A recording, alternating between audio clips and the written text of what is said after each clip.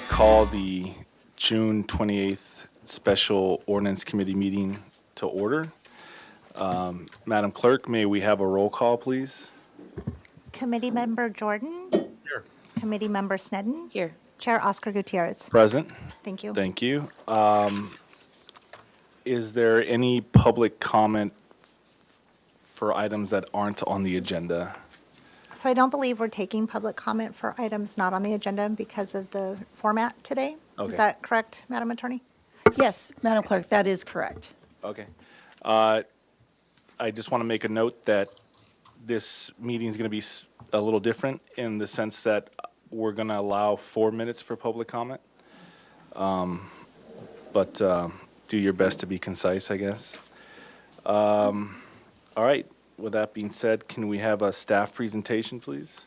I'm going to read the Oh, I'm item sorry, into, read it's the okay. item. I'm going to read the Thanks. item into the record. So Getting too today's excited subject is here. workshop for ordinance discussion draft to create the Housing Opportunities, Preservation, and Equity, also known as the HOPE Fund, pursuant to Charter Section 1215. Okay. May we have staff presentation, please? Thank you, Chair Gutierrez and committee members Jordan and Sneddon. I am Laura Doubles, and I'm the Housing and Human Services Manager for the city. Thank you for having us here today to present to you the Housing Opportunities Preservation and Equity, otherwise known as HOPE Fund, Ordinance Discussion Draft. And on the screen here today is our staff recommendation that the Ordinance Committee review this discussion draft. There is a revision with red lines on it, and then also hold a public hearing and then direct staff to return with a revised ordinance for introduction to the full council. And as Chair Gutierrez just covered, this has a little different format, and we are anticipating having this from 2 to 4 p.m. today.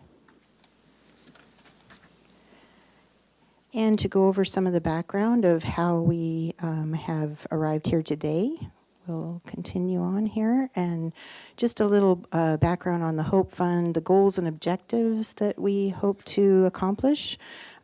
We hope to have it support a variety of housing-related initiatives.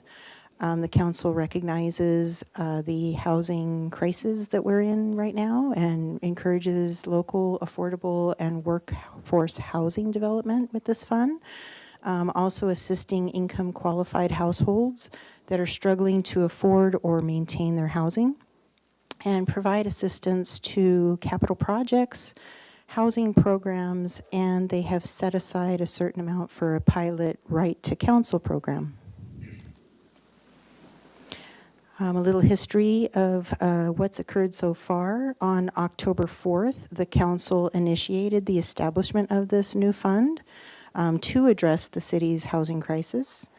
On March 7th, staff presented to the ordinance, to the council, the ordinance discussion draft, and the council, recognizing that the elements were pretty detailed and wanted to enable further discussion and public stakeholder participation, voted unanimously to send the item to the Ordinance Committee.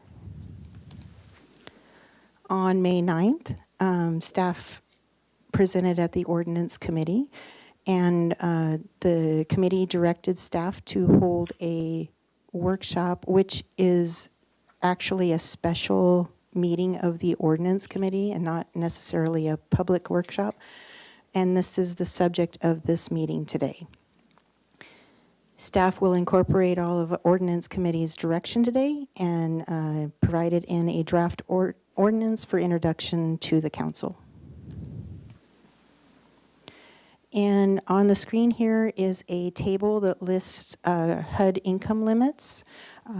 During the process, we have had this on the screen for reference.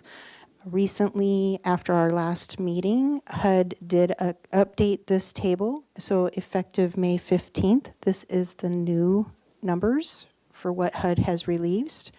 And as you can see, the area median income has increased to $107,300. from $100,100 from the previous year, which is an increase of approximately 7%.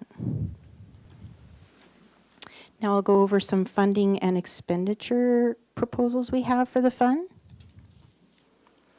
The fund must be used to increase, improve, or maintain the supply of affordable housing, provide certain approved affordable housing related programs and services, and after much discussion and meetings held with our partners, our local partners, we are proposing it to benefit households with a maximum incomes of up to 160% AMI for capital projects and 120% AMI for programs, and who still reside in the city of Santa Barbara. We are establishing this fund, this new Hope Fund, hoping to allow various contributions from a variety of funding sources. We want to provide income qualified households assistance to obtain or retain their housing through approved providers. And the council wants to also provide a new pilot program for right to counsel. Our proposal for the expenditure breakdown is 90%, 10%. So 90% maximum for capital expenses, which include new development, real property acquisition, and land banking and or rehabilitation. And then the other 10% would be paid to entities providing approved housing-related programs and services. And again, no supplanting of existing project or program funding will be allowed. The council also set aside $250,000 for the Right to Counsel pilot program, and that funding would be provided to legal aid agencies or reduced rate law firms representing tenants' defense in issues of eviction or forfeiture of their housing.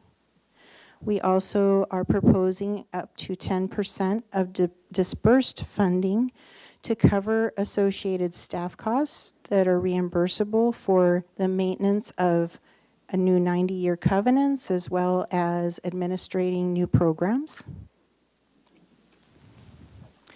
And the terms that we are proposing is capital expenses will be provided by loans, and that is a topic that we'll be covering today, amortized versus residual receipt loans. For programmatic expenses, those will be provided by grants. Right to counsel, also by grants, and administrative expenses will be provided as charges to reimburse for staff time.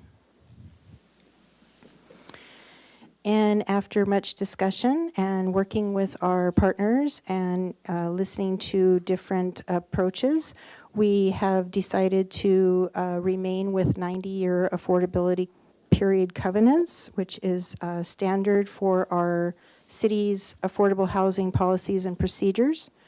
And we also have added a local worker within the south coast of Santa Barbara County preference. I've added a few definitions of key terms that may help us with discussion today. The first is amortized loans. This is a loan repayment method that basically gives a regular monthly payment according to a schedule that will fully pay off the loan at expiration.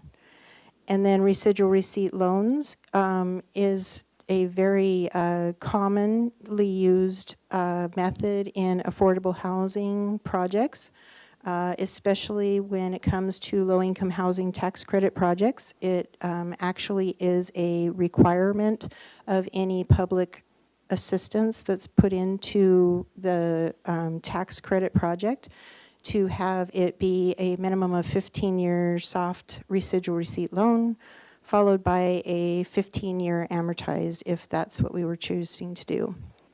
The loan repayment method uses the approach that when a project realizes positive net cash flow, which I'll explain in a minute, then loan payments would be due at that point. Positive net cash flow, This occurs when the annual amount of revenues that is received into the project actually exceeds the amount of annual costs, therefore producing a positive net cash flow, a positive amount that's left. And city staff actually takes that amount and then divides that into 12 and requires a monthly payment the following year after we have looked at those financials. And that agency or the housing project actually makes those payments then to the city as a requirement. However, those monthly installments that staff does calculate, those will never be more than what it would take to actually amortize that loan to maturity. Low-income housing tax credit financing. This is a tax incentive that is for rental owners and developers, and it's provided through a competitive application process for the acquisition, rehabilitation, or new construction of rental housing targeted to lower income households. So households that would be 80% AMI and below, and there is a certain ratio of what is required there. Land banking is simply, it is just acquisition of property that is to be held for future affordable housing development. And RENA, which we've heard so often lately, Regional Housing Needs Allocation is what it stands for. This is mandated by state housing law and is part of the general plan, our local housing element. It is actually where a method that is quantifying the need for housing within each jurisdiction. And usually it always is for an 8-year period. And it is where the state of California actually assigns each city and county their share of new housing units to be built for the next 8 years. And these two on the screen here are actually, I took the definitions out of our affordable housing policies and procedures so that you're aware of how the city interprets or defines this, basically.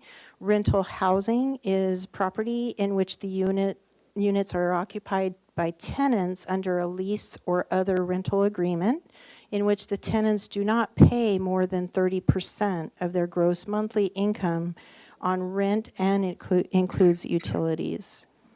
Owner-occupied housing is actual residential property in which the owners do not pay more than 40% of their gross monthly income on mortgage loan payments, but it also includes insurance, private mortgage insurance, homeowners association dues, and property taxes.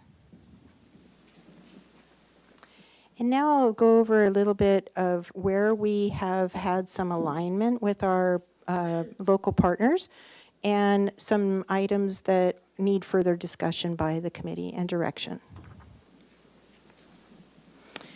So after meeting with a lot of our local partners, we show some alignment here. We are proposing that 160% AMI be for capital projects and 120% AMI for programs as maximums. As I mentioned, we are proposing a 90-10 split, so 90% of the fund would be for capital projects, 10% would go to programs. And we also have worked with our local housing authority staff, and thank you for that.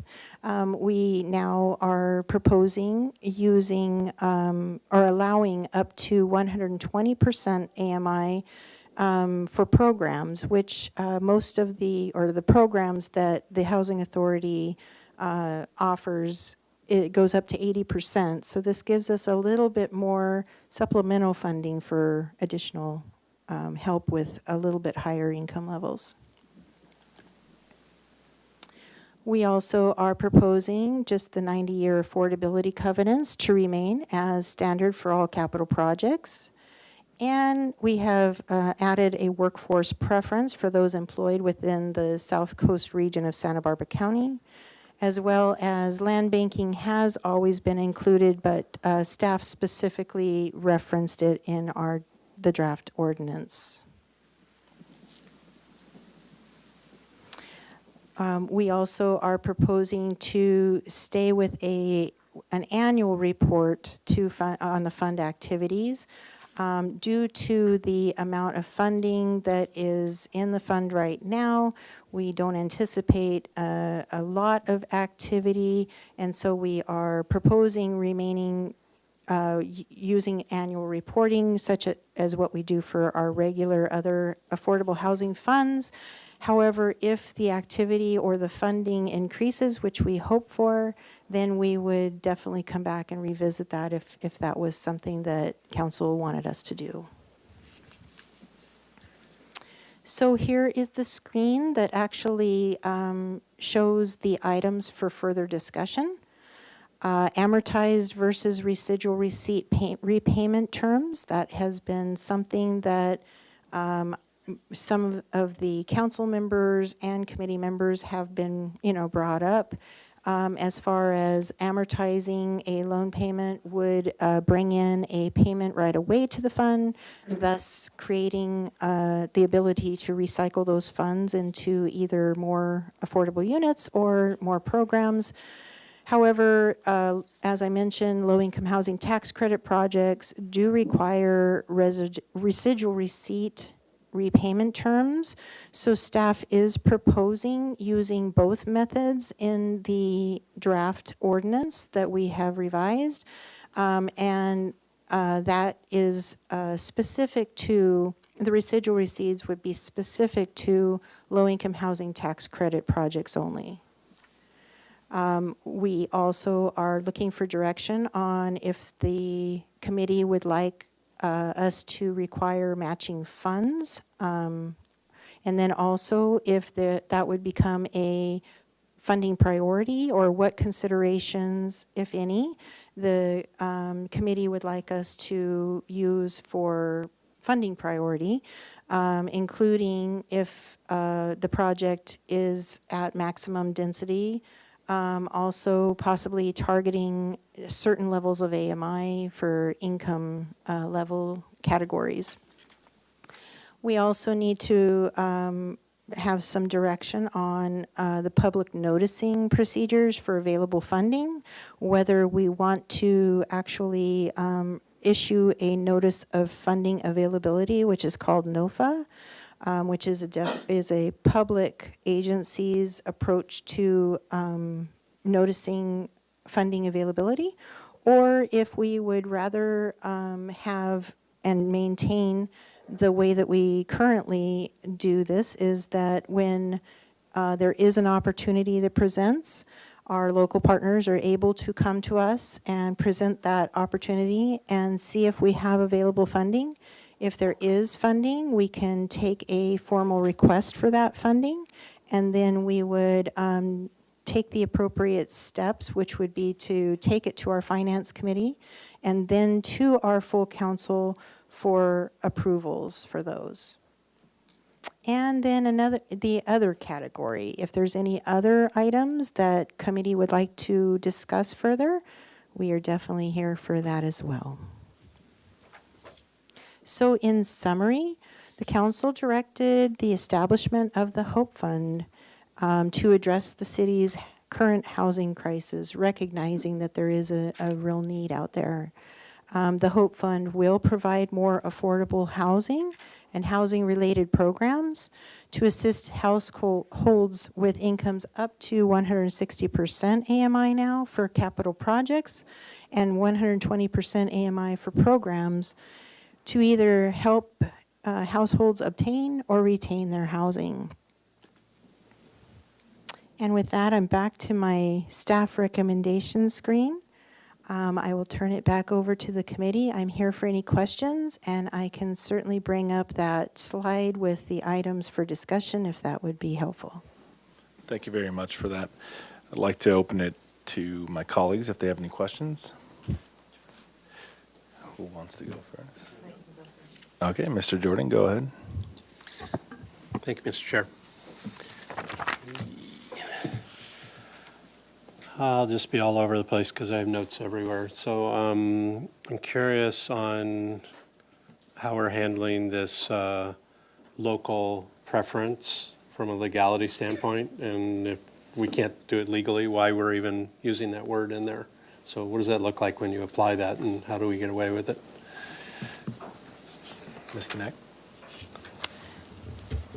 Thank you, Commissioner Jordan. So local preferences are tricky. They are allowed, but they have to be really carefully drafted in order to avoid discriminatory effect. The broader the geographic area, the better. So I like the recommendation that it be Santa Barbara County as opposed to the city. And, you know, we would need to really take some time in drafting it so that we have in there good basis for the preferences and, you know, justification for that. So we can do it as long as it's really carefully drafted and, you know, have the broadest geographic area So you possible. still call it a preference, but it can be a requirement? And then? not we would suggest it not be a requirement, I but that it understand be a that, preference. but you can apply it as a requirement then, if it's broadly written as a preference over a, Well, so if somebody comes from San Luis Obispo County and wants to drive an hour every day, they would be eligible for this despite the fact that we have a preference? So that would be, so two equal people, you know, we can't discriminate. So it would be, we would advertise first in the local area. If we had a live body, Right. we would be able to pick that live body. If we didn't have a live body, we'd pick the next body. Right. Okay. That's how we would And apply then it. I don't understand if we're doing that, so we're expanding the opportunity for somebody to use the housing there from a south coast, right? Then why are we limiting ourselves to only using real estate that's in the city? Oh, okay, so in The way I read that, Right, we said okay. it's in the city, has to be in the city.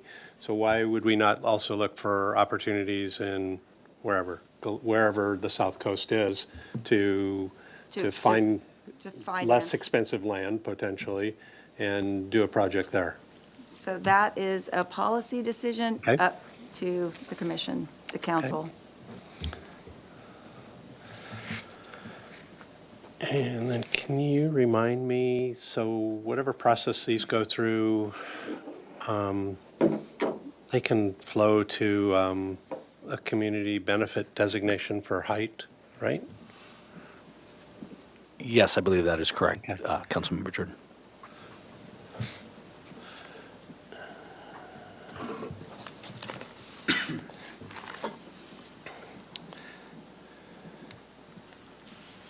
Hang on, I'll get there.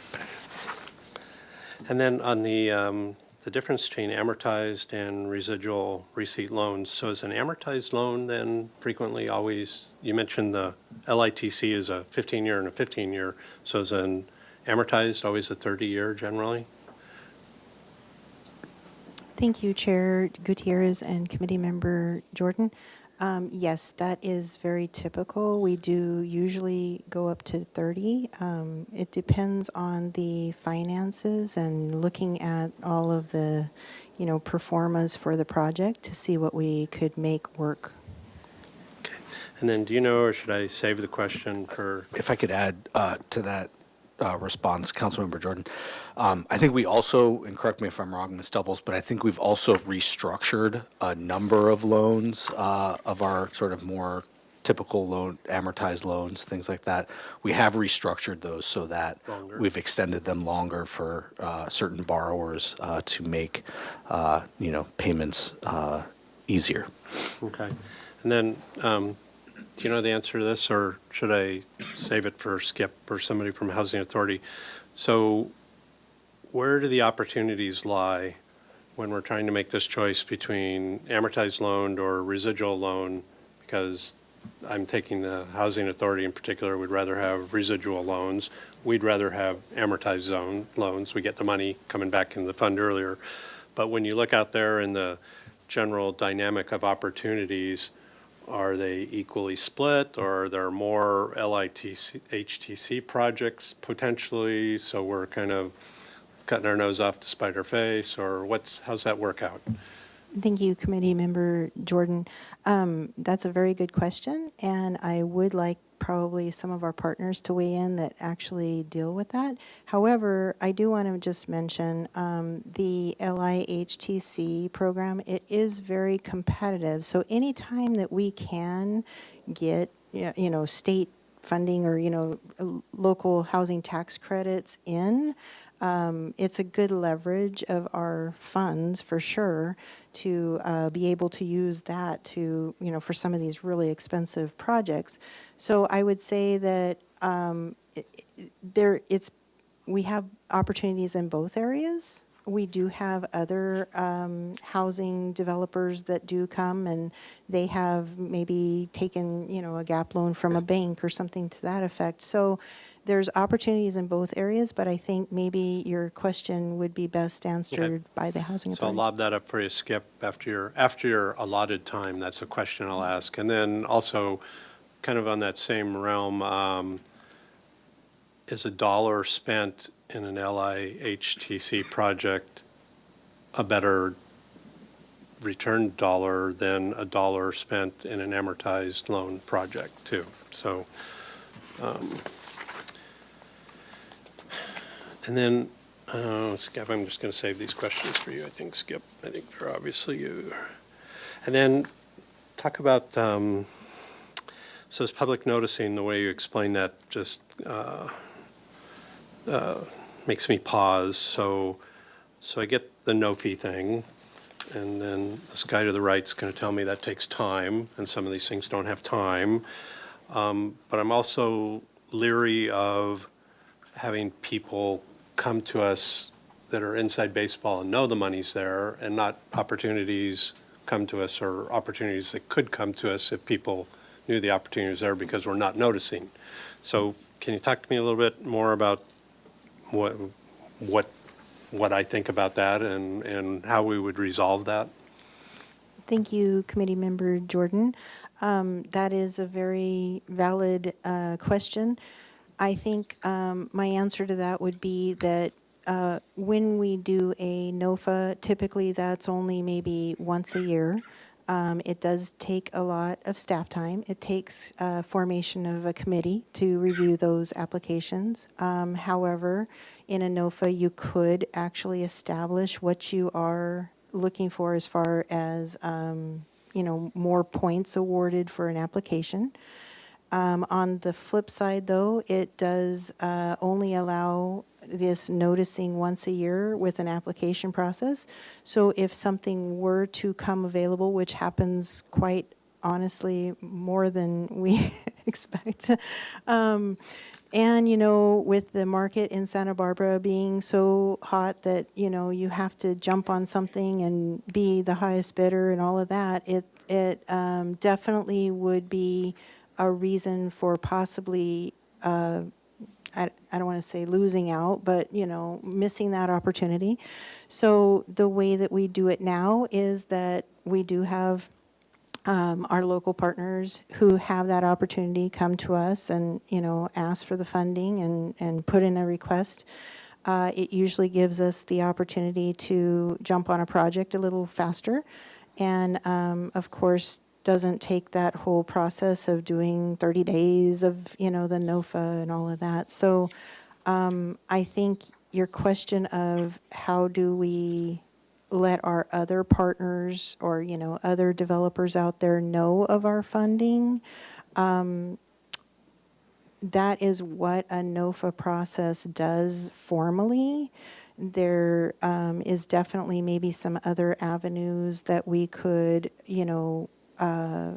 put out possibly just, every once in a while that we have, funding More and like an educational marketing. effort. Yeah, right, Okay, right. so we That could- very good, educational. And then if I could add, Committee Member Jordan, I think Laura has already covered this question over reporting, annual versus biannual. And I believe that our annual reporting would be an excellent opportunity to talk publicly. That report would be given to council, and that would be an opportunity to talk publicly about the funds available at the time that that report is made, talk about monies into the fund over the previous reporting period.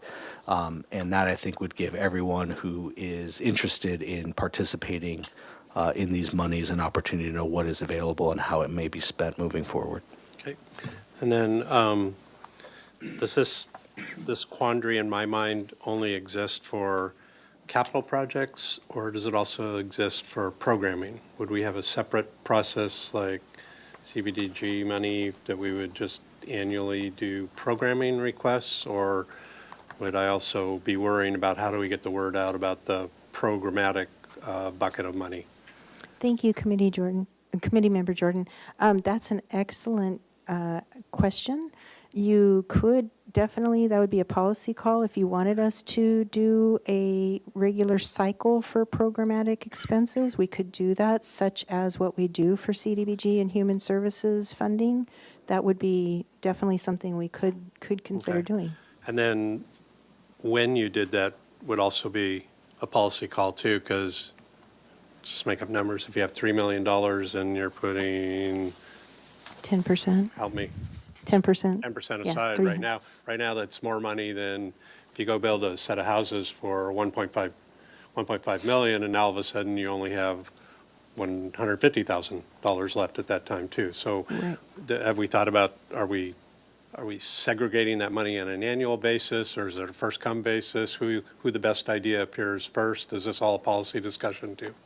All a policy Okay, discussion. lovely. Thank you, Mr. Chair. If I could, Committee Member Jordan, I could see without, obviously, I don't think we're prepared to make a decision on this today necessarily, but in terms of the programmatic funding and how we would move forward with that, and this is, I would also throw this out to Ms. Doubles to comment on as well. But that might be money that we could use to supplement our current Human Services grant program. No, that would not work. I was just thinking if there was a way to sort of use a similar process to distribute those funds. But again, I think that's what maybe you were alluding to. But somebody sitting up here segregated those by percentage already and handed that to you, right? We already said 90-10. Well, that's up That's- for yeah, conversation. that's a so proposal. we could go back and say, oh, this is too difficult because if you walk in early and bleed off $300,000 that you would have rather had for capital, really the attempt, whatever I think, was there to emphasize capital and not programmatic, but you wouldn't want maybe a programmatic to take an early chunk out of that and use all 10%, right? That is So that would correct. be a discussion point to have also. We're not, Yes. that relationship isn't baked yet, right? That is correct. Okay, thanks.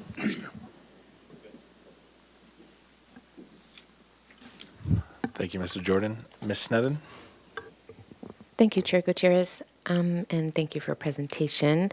I just want to make, the first question is such a small question, but in one of the initial slides, it says, so I'll find the slide number, slide 5, it says provide assistance to capital projects. And I just want to make sure, not just any capital projects, but specifically for the targeted affordability. Okay, and everywhere in the ordinance it says that. I just want to Yes. be sure. Okay, thank you.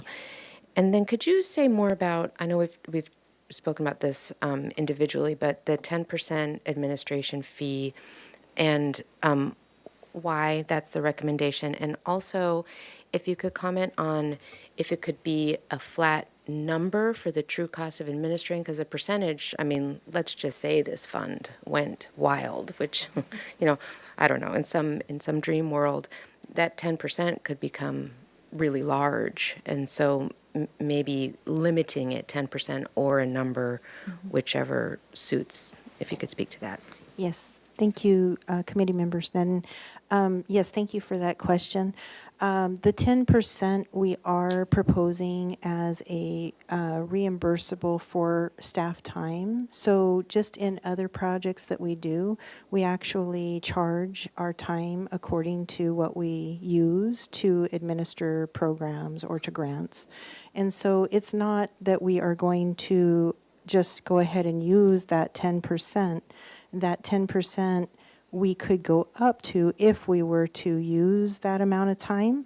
The reason for that proposal is because it does take staff time to administer new programs and to make sure that we provide the oversight to those programs, but also with the capital projects. When you're going back to a 90-year affordability covenant, that requires a lot of staff time every year to ensure that those covenants, all of those requirements and those covenants are fulfilled, and that we are keeping those projects and properties reserved for those income level households. So let me ask that again on sort of the flip side of that. Say the fund is completely drained and it's down to zero. Then where do those administrative costs come from? Thank you, committee members. And that is actually quite a quandary. We we definitely want to make sure that we do have staffing to ensure that this compliance and, you know, monitoring of the properties. We go out and do site visits. We do a lot more. We do also look at rent rolls and making sure that those rents are according to current, you know, HUD limits and all of that. So if there was not any money in this fund for staff time, that would be an issue. We cannot, I know it's been proposed that we could take this from our affordable housing fund to cover our staff time. That is prevented by state regulation. Senate Bill 341 specifically states that only administration of, to make sure of compliance and monitoring of properties that were developed during redevelopment time or from monies from that fund for redevelopment are covered. So we are not able to take that from that fund. So we would have to come up with a different method of covering staff time. So then I'm just wondering about maybe it being an actual number then, and then that number, like an actual amount, dollar amount, as opposed to percent, so that it can be earmarked and structured into the budget of the fund over time, because say the funds are drained and you would still, for those 90 years, need to be monitoring that. So Correct, yeah. And that is a good point. I think, again, that's a policy call, but I just wanted to maybe suggest, just because all of our other funding that we get from state, CDBG, federal, all of that, it gives us that percentage. And so that's why staff is proposing that. Actually, our CDBG is 20%. So 10% is very reasonable, if not maybe even low. And like you said, for ensuring staff is covered for 90 years in the future, this amount of 10% would not honestly cover that for that period of time. However, it's trying our best to, mediate the amount of funding we have with the needs. thank you. And then what would happen if that 10% wasn't expended? Would that be reserved for further admin fees and roll forward, or would it go back into the fund? Thank you, committee members. Then we would definitely do it as a reimbursable. So whatever time we put in would be charged to the fund. However, if, like you said, in order to make sure we have that ability, we would have that, if that's the policy call that you make, we would have the ability to go up to 10%. So we could do it that way, if you guys would want us to do that. But right now, I know the proposal is reimbursing for staff time. Okay, thank you. Thanks for explaining. I know I've asked you a couple different times about it, so thank you. And then is the recommendation, I just want to be really clear how it's written, that the approval of disbursement of funds, I know it's one of the further discussions, but is your recommendation that it go through Finance Committee or Council or both or none? Thank you, committee members. And typically with all affordable housing capital projects, I always take it through Finance Committee and then to the council. The council has given authority to the loan committee for certain very specific projects or, assistance or, if they meet these certain things, we can have the loan committee approve that. However, most all of my big projects, especially capital projects, always go through Finance Committee first and then to the full council for approval. Thank you. And that's how it's written now? Is Yes. that- Okay, so that's good. And then you already talked about the amortized versus residual receipts. And then is that, I guess, easy enough to administer that you could have two different, to have the residual receipts for nonprofits, or that's? Yes, thank Is you. that how it's written in here? Yeah. Okay. Yeah, I have written both methods, but like I said, the residual receipts, I did write in there only to be done on low-income housing tax credit projects. However, that is also a policy call. Residual receipt loan payments can be used other than that for affordable housing. But again, you're falling into then you don't have that amortized payment coming back in. So that would be your call. Okay, I like that distinction, actually. And then I have questions about, so is the Hope Fund, and we've changed the name of it, but the Affordable Housing Trust that's in our 2023-31 housing element draft, so is it very clear that these are the same funds? Yeah. Committee member Sneddon, yes, they are the same fund. I think they're being referred to by different names in sort of this setting versus that document. Early on in this process, through conversations with the city attorney's office, it was clear that this was not going to function like a true trust fund. And so we've moved away from that language in the titling of the Hope Fund. And I believe it could be that the housing element has not caught up to that change. But this is the one of the goals was to establish a new fund with a consistent source of funding. That's not verbatim, but then this is the fund that was contemplated for that. Okay, thank you. So then if there were to be, say, a new source of funding identified or voted in on the ballot, or something that was for affordable housing, this would be the repository for those funds? Committee members, then I think this could be the repository of those funds. I think that, again, is another policy question that needs to be answered, but I think this would be a potential location for those funds to land. Okay. I think those are my questions for now. Oh, I have one more. So would this now be the only place for, say, Housing Authority to be receiving funds from? And the reason I ask that is so sometimes they have a project, like a current project now, that the target was affordable housing, but there's some extra workforce housing in there to make it pencil out. And would that, if it was only available from this fund, would that then be limited, that they couldn't receive funds in another way? So could there be some projects, say, for the Housing Authority that might be funded outside of these parameters? Ms. Doubles, you may want to weigh in on this, but I Yes. believe we would still operate and maintain our affordable housing fund, which is a fund that we continue to support the Housing Authority with now, and would continue to do so moving forward as well. So I think this would be an additional source of funding that the Housing Authority and other nonprofit housing developers in the community could access to produce housing. And I might just add to that our affordable housing fund is restricted to 80% and below, with definite requirements for a majority of that to be spent on extremely low and even very low, or very low and extremely low.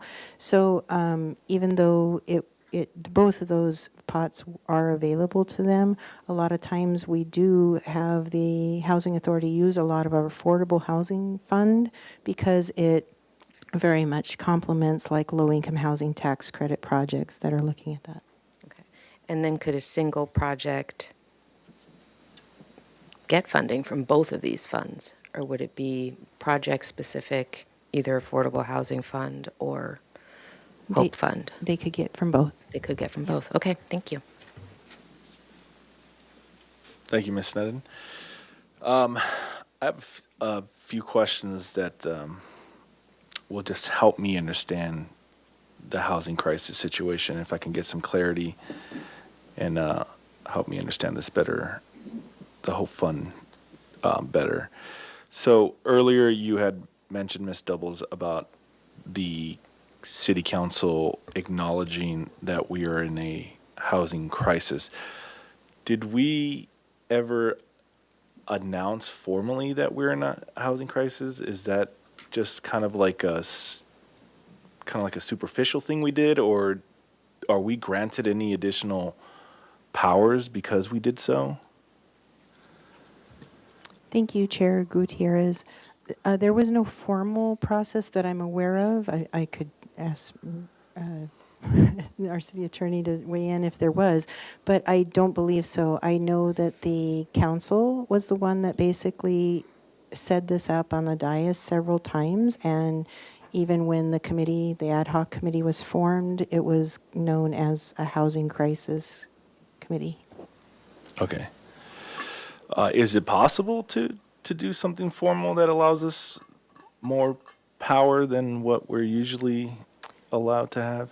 I'm not aware of that. I think, are you maybe inquiring if there's like a state or federal way of getting more funding that way? Or just authority for, like, example, do we have the right to, let's say if there's abandoned properties or blighted properties, do we have the right to use eminent domain to acquire those properties? Councilmember Gutierrez, Commissioner Gutierrez, we always have the right to acquire by eminent domain in the right circumstances using our power of eminent domain if it's for a public use. But that doesn't have to do with affordable housing necessarily. And we have to meet all the requirements and we have to pay just compensation for it. So, but the housing crisis, that's, a different thing. So I can't give you the answer to that right now, if there's any particular state statutes out there. But there is, funding through the state grants and those types of things. But as far as I know, we haven't made any formal declaration or but I don't think that there's any kind of, emergency declaration that I know of that gives us additional powers.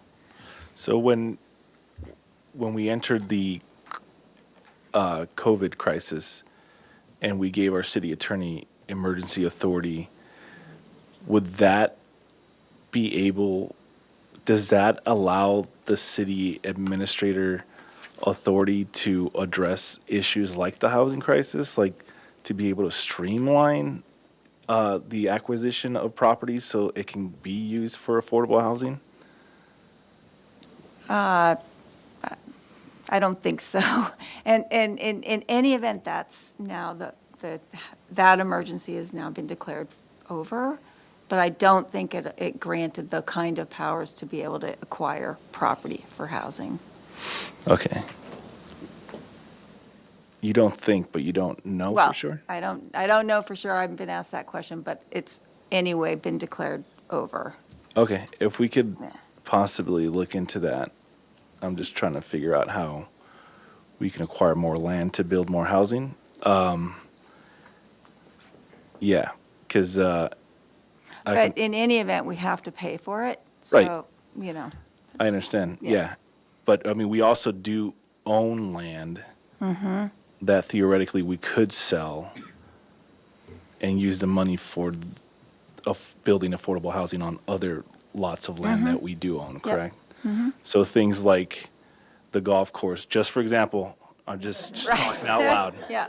So the golf course, or we also, correct me if I'm wrong, we own the land to Paseo Nuevo, but not the buildings, is that right?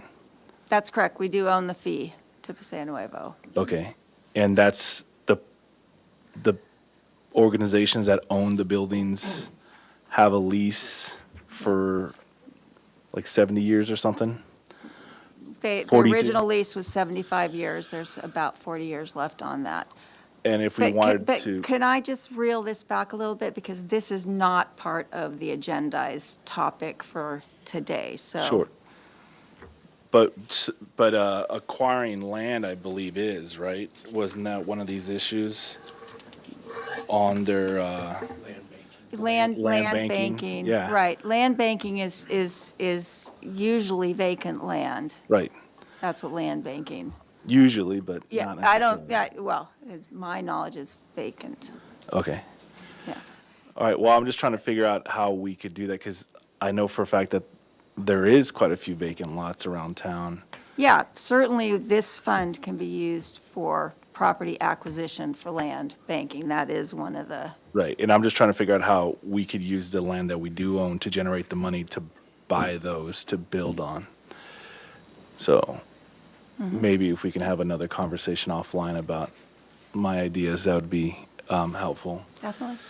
All right, that's all I have for now. Now I'd like to, unless there's anything else from my colleagues, open it up to public comment.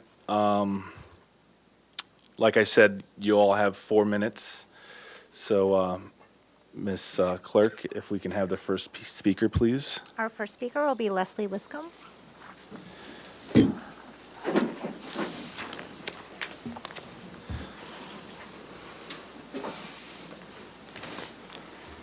My question makes sense. Right. Thank you, Mr. Chair and members of the Ordinance Committee. And thank you for the presentation, Ms. Doubles, and for all the work that staff has done on this, and all the work that council's done on this. When former Planning Commissioner Escobedo and I worked with city staff towards development of a draft housing element update, we reviewed housing elements in many California cities, and were particularly interested in those that had successful affordable housing trust funds. And I'm very disappointed to find out today, and having read through the document, this is exactly what I suspected. This is not a trust fund. And that's what our intention was. We looked at City of Sacramento Housing for Low-Wage Workers Trust Fund, Housing Trust of Santa Clara County, City of San Diego Housing Trust Fund, and Napa County Affordable Housing Trust Fund. I think there's one in Long Beach, and there's one in Carlsbad, too, excuse me, that we looked at. And this may discourage support, since this is part of the general fund.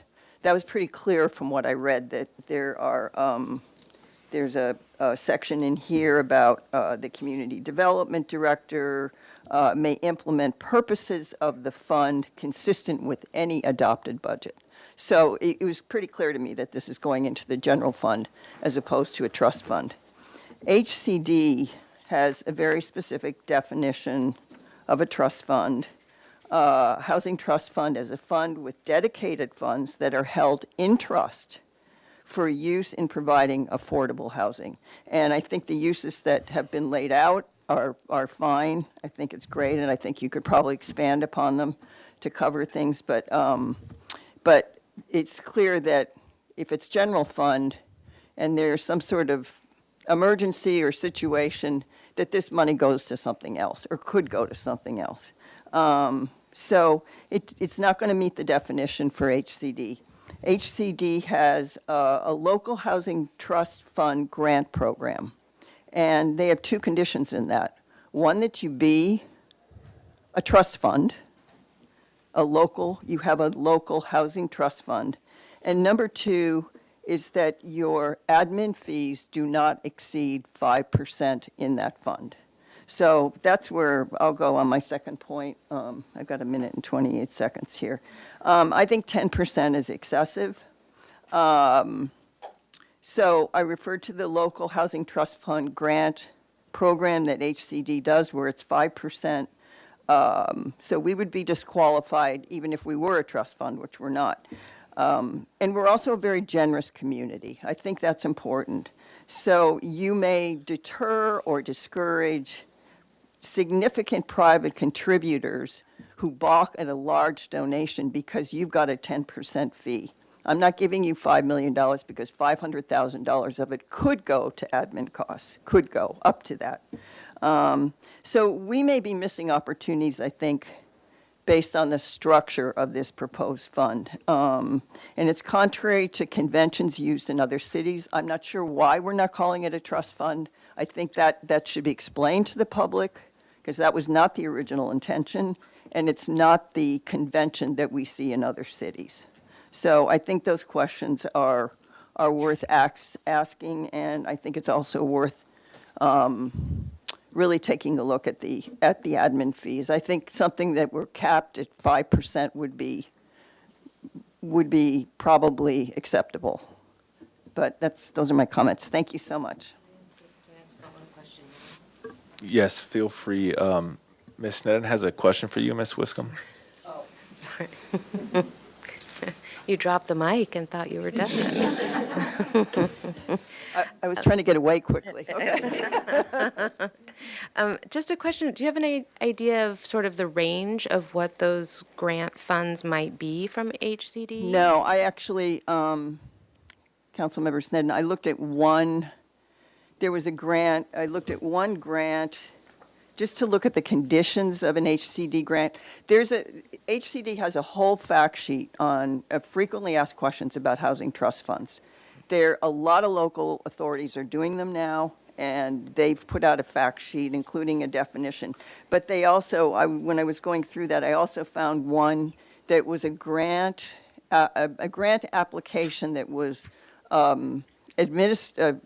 submitted or publicized, I think, April 22nd of 2022 from HCD, from that program.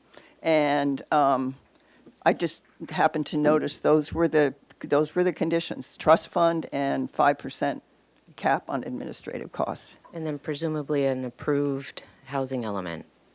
Yes, oh, yes, and an approved, which we'll get there eventually. Okay, okay. Yeah, so that's, and I think it was April 19th, 2022 was the document that I was looking at. So, and I didn't really look at the amount or anything else. I don't know how big the program is, but I imagine the program will probably get bigger and bigger because they have really, I have pages of research here Yes.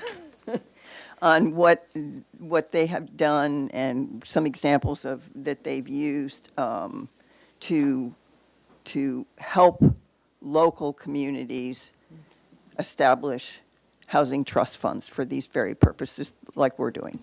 I really appreciate you bringing this up, actually, because when we did put this forward in the housing element update, it was very specifically called an affordable housing trust fund. Yes. And so a follow-up question, when you and then Planning Commissioner Gabe Escobedo looked into other communities, was that before we had proposed it at council, or was that in response to, you heard this and then started Council researching? was in response to when Gabe and I worked with city staff to we helped develop the goals of the housing element draft, and also we developed some of the the programs, and this was one, and this actually went to Planning Commission first. I think we were asked at Planning Commission, my recollection was to name our top priorities, and this was number one, and it was called an Affordable Housing Trust Fund. Okay, that's actually really helpful. So it went through process, it came from council, it's in our housing element update as a trust fund, then it went to planning commission, research was done, recommendations made, and this is not that. No. Okay. No, I mean, it was clear when I read the summary, I was very upset because there's no mention of a trust fund in this, and Mr. Isaacson has confirmed that this is not a trust fund. It's not set up as one. Thank you. Okay, thank you. Can I just respond to that comment? It's a workshop. So my understanding so why we've sort of pivoted away from the trust fund concept on this, one, I would just say that I don't think there is intention that these monies would be sort of scooped up back into the general fund to address other sort of budgetary challenges in the general fund. So the monies in the Hope Fund are dedicated to the sort of what has been outlined in the presentation today about what are the sort of allowable expenditures of the Hope Fund. And it's all around affordable housing, both in terms of production and programs to support those in need of affordable housing. My understanding of what a trust fund is, and there's probably others in this room that have more expertise on this topic than I do, but that the trust fund is sort of, you have sort of the principal held and that you operate off of the interest earned on that principal. And at sort of the roughly $2 million, $3 million that we're talking about this, we just did not see us being able to support the affordable housing needs of the community at an effective level, simply operating off of the sort of dividend of that sort of initial investment. And so it was, we pivoted away from that idea to be able to sort of deploy the full amount of the multiple millions of dollars that were set aside back into the community for the production of housing. And so that's why this is not, Leslie, this is not set up as a trust fund, because there's just frankly not enough money in there to operate effectively in that way, in my opinion. Should we be in a scenario where there's more monies coming in at a higher level, a trust fund then could probably be something that we should explore and could sort of support our operations around housing production the way we want it to. Now, if I've misspoken about that and there's others in this room that have a better sense of how a trust fund operates, I welcome that comment. But that was sort of the initial, that was sort of the rationale why we initially sort of pivoted away from this as a trust fund. Chair Gutierrez, if I could just comment a little bit further on that the charter, Santa Barbara Charter also requires that separate funds be created by ordinance, and we wanted this to be a separate fund, which is why we went down the path of creating this by ordinance as a separate, distinct fund. So, that was also kind of part of the consideration, as to this would be a separate fund that these monies would go into. So not really, if you create a trust, you have to have a trustee, so that was also part of the consideration. So Mr. to Jordan. my common man questions, is it legally safe from any future council to decide otherwise? Legally safe for any other council to decide they want to. A council in the future couldn't decide to use it for something else? It is? No, you're asking me if another council could decide Correct. they want to use it for general fund Right. purposes, it's Yeah. probably all part of the general Yeah, fund. so Correct. draw an analogy to an enterprise fund. It's Well, not an I can't enterprise go fund. take $10 million out of the airport reserves to correct. use it anywhere else in the city. Correct. Okay, so so you help me with this, I'll do my common man interpretation. But why would I contribute money to a fund where the principal of that fund is just going to sit there unused forever? Why would I do that? Whether I'm looking for community involvement or whether I'm trying to sell an initiative to help to the voters to do that, why would I do that if all the money's just going to sit in there and we only work off of the earnings? Councilmember Jordan, I I don't know the answer to that. It's a valid question. I think the answer is predicated on my understanding of how this trust fund would work. And, again, if in fact that this money would be sitting in trust and that we would be sort of operating off the money generated by that trust fund to support housing, I don't think that that would be sort of generating funds at a level that would sort of spur the types of housing development that I think we were envisioning. If I have a misunderstanding of how a housing trust fund would actually work, I'm open to hearing others' take on how the mechanics of a trust fund could operate such that we're sort of generating the housing production that I think it was one of the main goals of the creation of this fund at council. All right, thank you. Maybe we have the next public speaker, please. Next speaker is John Campanella.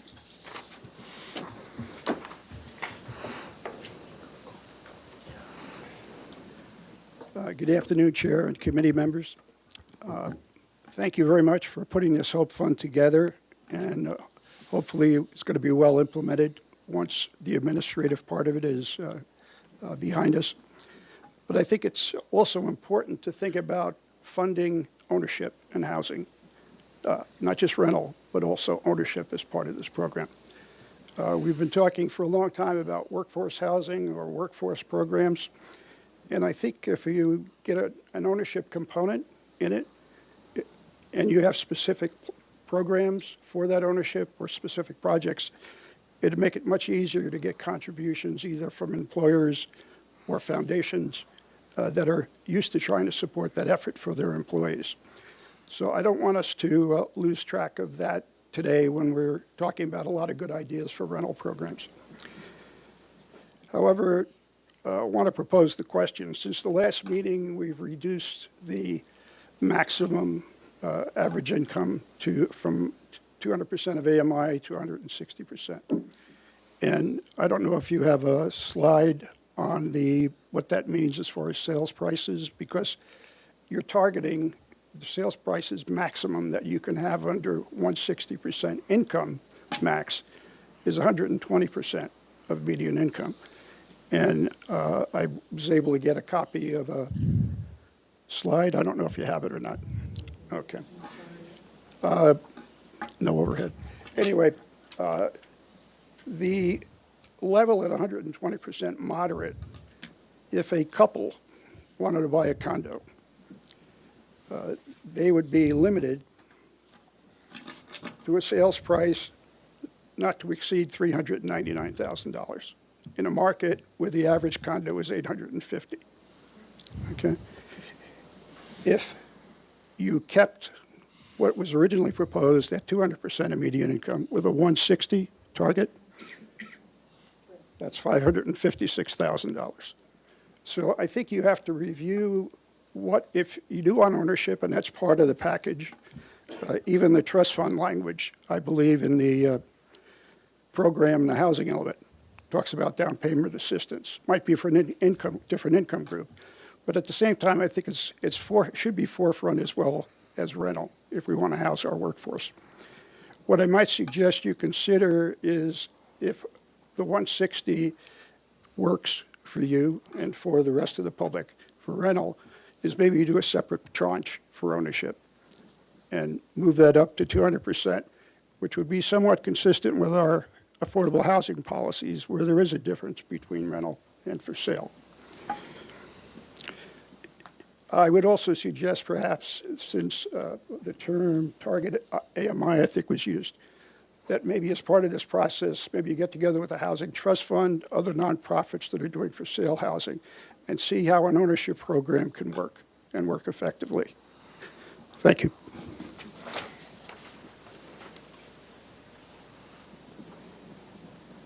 Our next speaker is Ben Romo.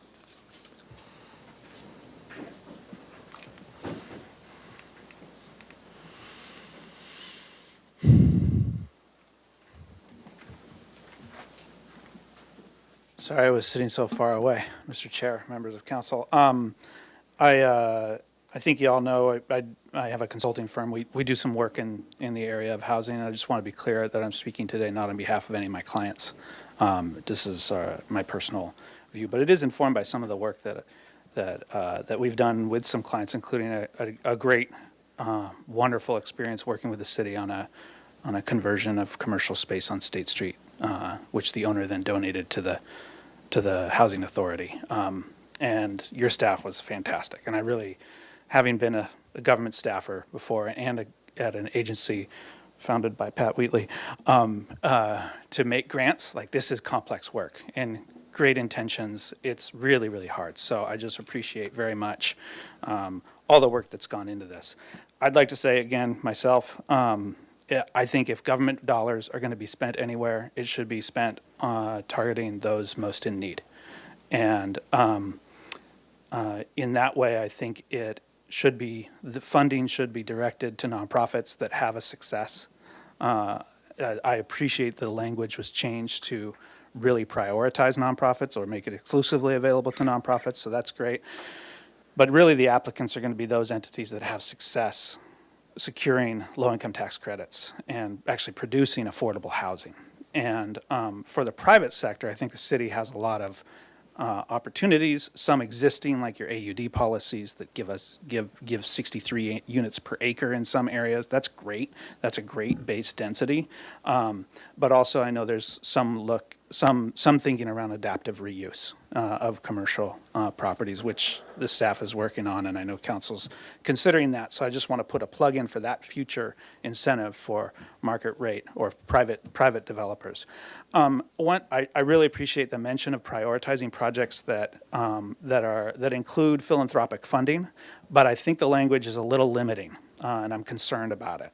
I think the language should instead say that projects that leverage funding of different types, that includes philanthropic support. Because you might get a project that is completely funded by LIHTC, by low-income housing tax credits, and it might produce 50 units, and they need funding to secure the property to make that work. And they might not have any philanthropic support. The way I read the language now, they would be less competitive than a project that might have $25,000 grant to support 5 units of affordable housing. So I would much rather go after that low-income housing tax credit that's going to produce 50 with no philanthropic support than a tax credit project. So it could be a mix. Instead of saying, oh yeah, we're going to prioritize just those that have philanthropic support, prioritize those that are successfully leveraging other funds, whether those funds be tax credits, government funding, private donations, whatever. Let's see. Also, along those lines, again, it's like prioritizing philanthropy is tricky because the question is, what is philanthropy? A low or no interest loan from a private individual, which one of my clients has considered with the Housing Authority? That's not a grant, but it's a loan. No interest, that should be considered philanthropy. I did feel like 10% admin is too much. I really appreciate Ms. Stubbles' explanation that it would be billable based on the workload. So I appreciate that. And then just really important, I agree generally, I'm a little resistant to allowing these funds to be used all the way up to 160. I think 160 is really getting toward market rents. If you're looking at a market rent for a studio at 160 is $2,575. So I think if you're going to go that high, like if you went to 200, that'd be $3,200 for a studio. That's crazy high. And so I appreciate, and I especially like what John just said about prioritizing at the higher level for that for sale, because that really does make a difference. But on the rental side, I'd say prioritize toward lower end of the spectrum. Allow for up to 160, because some projects could really use that flexibility. There aren't tax credits, there aren't like government funding sources for anything above 80, usually, 80%. So allow 160, but prioritize toward the lower side. Again, government dollars should go to those who are most in need. And I do have a spreadsheet with the rents at each income level. If you'd like to see them, I'll give them to staff. Thank you very much. Thank you. Thanks. Our next speaker is Diane Black.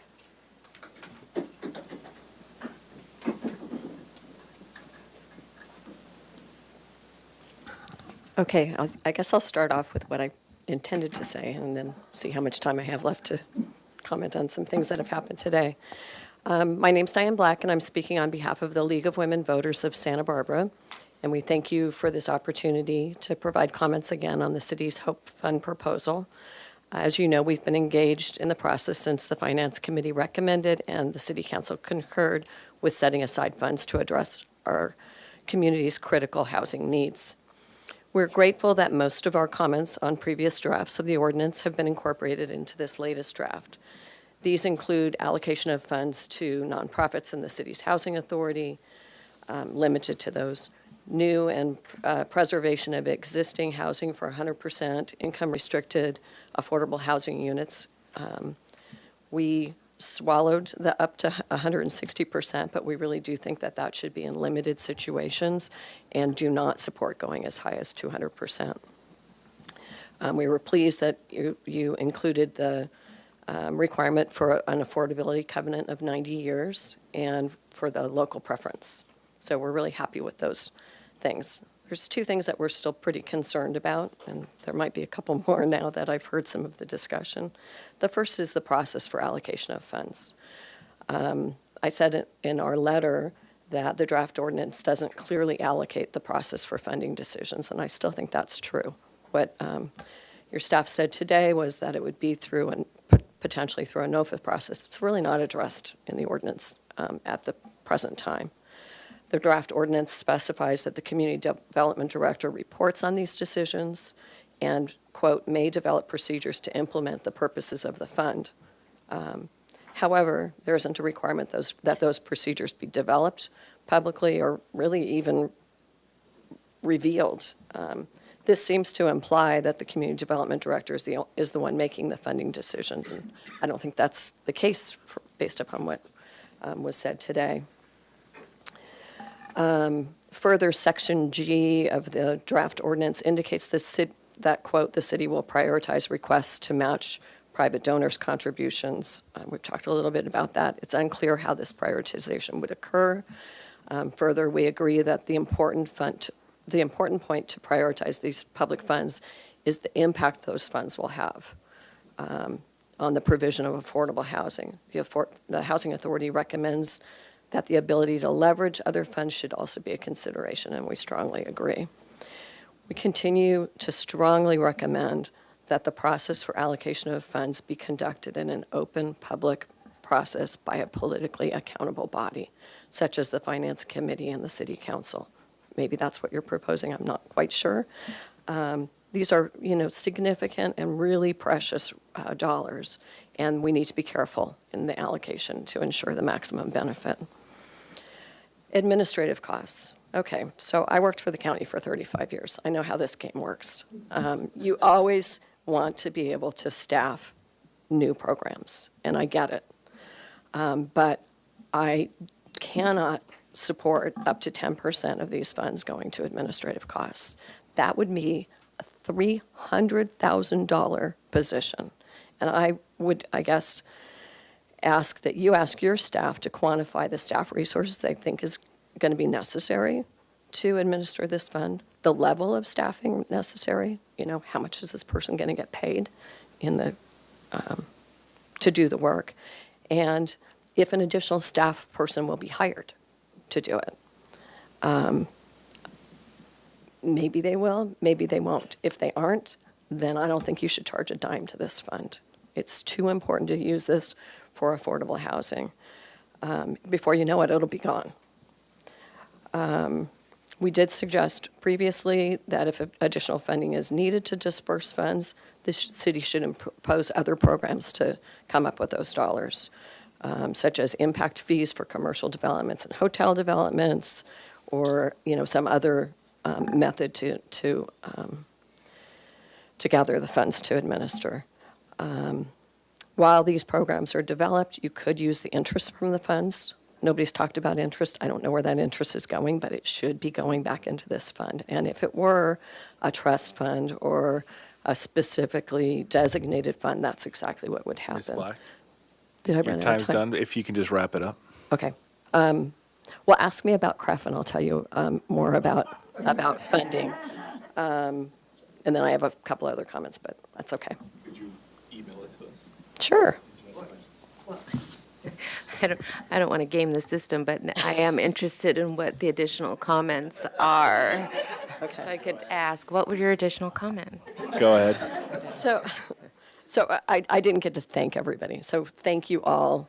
It's a huge thing that you set aside these funds, and I think all of the community appreciates that, and we appreciate all the work you're doing. So I didn't want to forget my thank you. But other issues, we do believe that a continued, consistent, ongoing source of funding is still necessary. This is not that.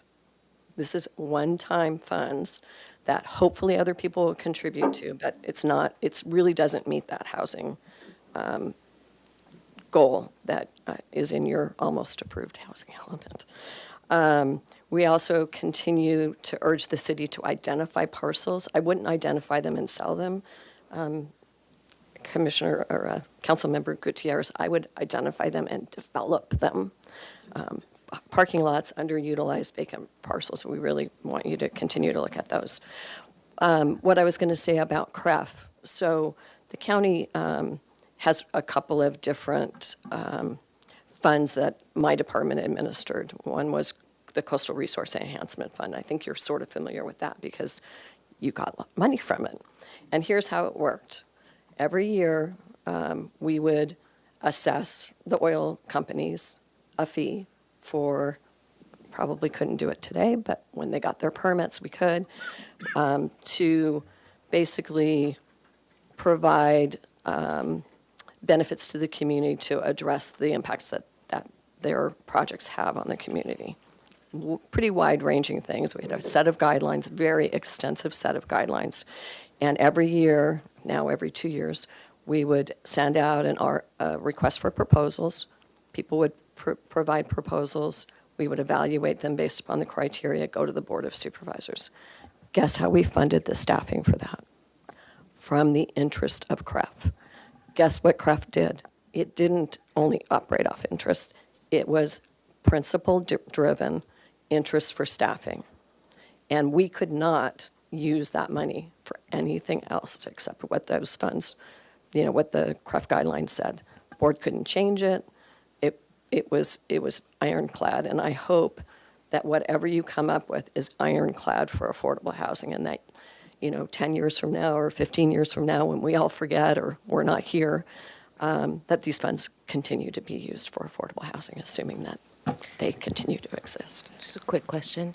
What was the sort of principal amount in the CREF fund? Like how much, this is $3 million. I'm guessing that's more. It was during the earlier days, when all of the platforms were operating, it was probably $6 million a year. The interest or the principal? The amount that we allocated. So with that amount, you could staff off of the interest of that. That's interesting. Thank you. Yeah. Okay. Thanks. Next speaker is Dick Flax.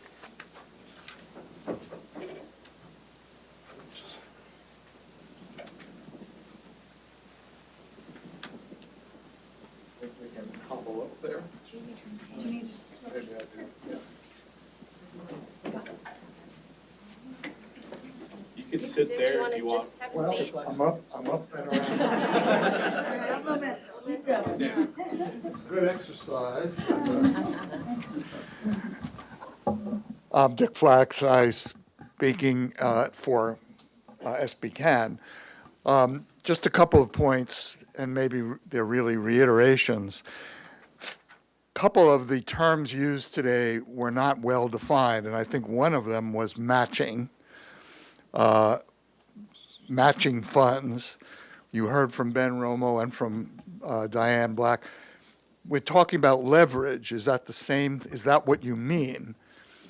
And if that's what you mean, that's critical. This fund we're seeing today is a leverage fund. It provides a critical in part of a larger outlay for each of these projects. And if that's what we mean by matching, let's not use the word matching because that implies matching, meaning in fundraising terms, has a certain meaning. And it sounds like you're talking about philanthropic donations, but that's not where a lot of the funding will come from these projects. So we need a much clearer statement about that. The other that maybe it's just my ignorance, but I don't quite know what we mean by programmatic expenditures. Not that I'm criticizing, I'd like to hear a bit more clarity specifically about what that is, if that's possible. I wanted to say again, as others are, how glad and grateful we are for this process. This is historic. We've come to see that we can't, as we used to think, there might be federal support for affordable housing. That hopefully will happen someday in the beyond. But communities are learning and states are learning. We've got to have the resources locally to do what is absolutely necessary, and it has to be done through nonprofit purposes and organization, not depend on the private market. This is a big breakthrough, and it's happened in the last year, people's thinking about this.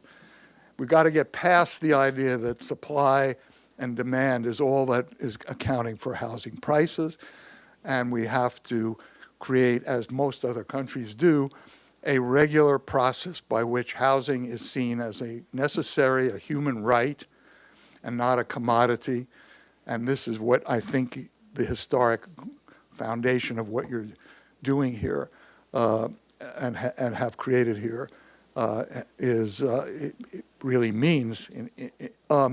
Now, so this relates to this trust fund question, which I don't quite understand. I'm not arguing with Mr. Isaacson, but I'd like to know if it's really the case that a trust fund is one which only disperses the interest and not the principal, and if that's the barrier to using the term trust fund, that makes sense. But it's not only that major donors might not want to give to something that is more fluid and less well-bounded than a trust fund.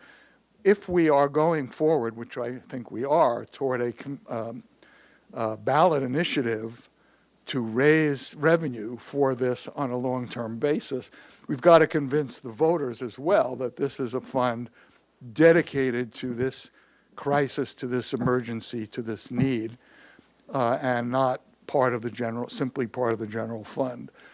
And I really, part of what's giving me hope right now is that a lot of the organizations, some represented here, are preparing for a ballot initiative along this line.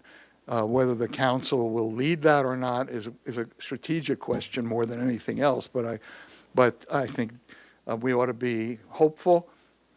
It's the Hope Fund that there is going to be a widespread community readiness to create this kind of fund for the future. So thanks very much.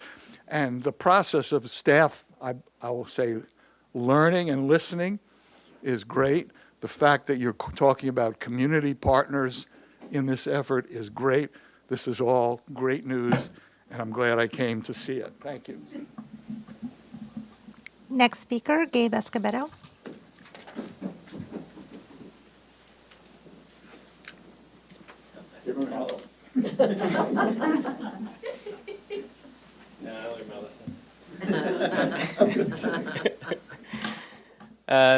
Good afternoon, Chair Gutierrez, Councilmember Sneddon, Councilmember Jordan. My name is Gabe Escobedo, and I'm here to speak on my own behalf as a previous member of the Planning Commission that worked on the inclusion of this program with staff and Commissioner Leslie Wiscombe. I just wanted to applaud staff's work on this version of the Hope Fund ordinance. It is far more in line with the spirit and intention of the original program. This fund was intended to be a trust fund that would allow nonprofit developers to leverage the funding to develop deed-restricted affordable housing, and I appreciate their effort to collaborate with experts like the Housing Authority. With that said, there are 3 areas of this ordinance that need more work. They are as follows: prioritization of projects, administrative expenses, and amortized versus residual receipt loans. If I don't finish in time, please ask me about housing trust funds. Under prioritization of projects, as currently written, priority will go to projects that maximize density allowed by existing zoning or in accordance with state bonus density. While I'm a strong proponent of maximizing our limited development capacity for deed-restricted housing, I do not believe this is the best metric to use to prioritize projects. Sometimes other considerations like accessibility play a role in the unit count. Rather than use density, I would suggest that we prioritize based on affordability. In other words, we would prioritize 100% deed-restricted projects that leverage other state and federal dollars to develop the type of housing we so desperately need. Under administrative expenses, the current ordinance allows for up to 10% of the funds to be used for administrative expenses. In my opinion, this is far too high. As you know, with the dissolution of the redevelopment agency, funding opportunities like these are harder and harder to come by. Every dollar counts. Additionally, this may dissuade donors from contributing if up to 10% will be deducted for admin expenses. I would like to suggest 2 to 5% cap for admin expenses. In the conversation about amortized loans versus residual receipt loans, I support the Housing Authority's position as it relates to low-interest residual receipts loans. As you are familiar with, funding for deed-restricted affordable housing is quite complicated and can be precarious. The added flexibility of residual receipts loans allow nonprofit developers to take advantage of limited opportunities. Please make all disbursements loans residual receipt loans. In closing, before I get to my comments about housing trust funds, the idea for this fund was developed with nonprofit developers in mind. The funding process for making a deed-restricted affordable housing project is in a reality is complicated. I would ask that you continue to rely on the expertise of partners like the Housing Authority to ensure that this fund serves its original purpose and maximizes its benefits. Thank you to staff for all of your hard work on this. Do you want to ask me about housing trust fund? Yeah, go ahead. So when it's somewhat of a misnomer. So when we think about family trusts, absolutely, they kind of operate like that. And there are a lot of trusts that operate off of just the interest. Housing trust funds don't necessarily operate off of just interest. The difference between this fund and those other housing trust funds is they have an ongoing funding source. So either it's a tax on commercial properties, it's TOT, it could be a myriad of things. It could be from the general fund every single year, but they know that they can count on that funding year to year. And it looks different depending on what it is. So, right, TOT looks different year to year. But to think that we would ever have a large enough principal to generate the interest to cover disbursements for projects and staff time is not reasonable. A more reasonable route is having a designated fund like a trust fund, because then it opens up grant funds. So just this past year, I did a little bit of research. HCD did a NOFA process in which they notified all of the folks with housing trust funds. $300 million was available for grant funding into those housing trust funds. So just for this year. And because we didn't have this fund or a housing trust fund, we were ineligible. As Commissioner Wiscombe, Leslie Wiscombe, noted, the cap on admin expenses is 5% for those. So a little bit of a misnomer, and it's kind of weedsy, but we can do it. We can establish a special fund for these funds. I think really what we need to ask ourselves is, where will the ongoing influx of ongoing revenue for this fund be? So thank you. Next speaker, Skip Szymanski. Thank you. Skip Szymanski, representing the Housing Authority of the City of Santa Barbara. Rob Fredericks could not be here today. He had a doctor's appointment. But we do have Dale Zam and Clarissa Montenegro-Yule with the Housing Authority, and we have two commissioners, Lisa Carlo and Pat Wheatley. I'm more concerned about the 4 o'clock than the 4 minutes. So I'm going to keep my comments very brief. Could you turn to the topic? Go to the topic one. I'm glad and I appreciate, number one, staff. Thank you, thank you, thank you. This is huge. Where we were before, with our understanding and a lot of other people here, this has pretty much gotten us where we wanted to be. We wanted to see this fund to be able to be used for the production or acquisition of affordable housing. I think we've reached that goal, and now we have a few little tweaks. Again, Diane Black, thank you. Ben Romo, Gabe. It's wonderful to have this much brain power and experience in the room, and I think that's what you've been asking for, is making sure you make the right decisions. So we did send a letter on June 26th going over the items that presented some concerns for us, because the bulk of it is there. Like I said, we've pretty much reached the goal. We have a couple of tweaks. And I won't go into much detail because you've heard it before. The admin fee, can we work on that? We would support having you work on it. We don't run the city. We don't know what goes on behind the scenes, but our experiences, we'd like to have further conversation in that regard to see it reduced. The NOFAs don't work for us. I'm going to keep it brief. You can ask me questions as to why, but the way it's been working has been perfect. It's opportunity-based. Matching priority, we don't see where that should be a priority. We see the leverage being the priority. Tax credit, we don't think you should lock it down to leveraging the leverage from tax credit projects. I'm sorry, that's the next one is amortized versus residual receipts. We don't think you should lock down residual receipts to tax credits. There are many other very good nonprofits out there that Transition House is a perfect example. You cannot burden them with loans that are mandated to be paid and still get affordable or transitional housing. The numbers just don't work. So with that, I will finish up. Thank you.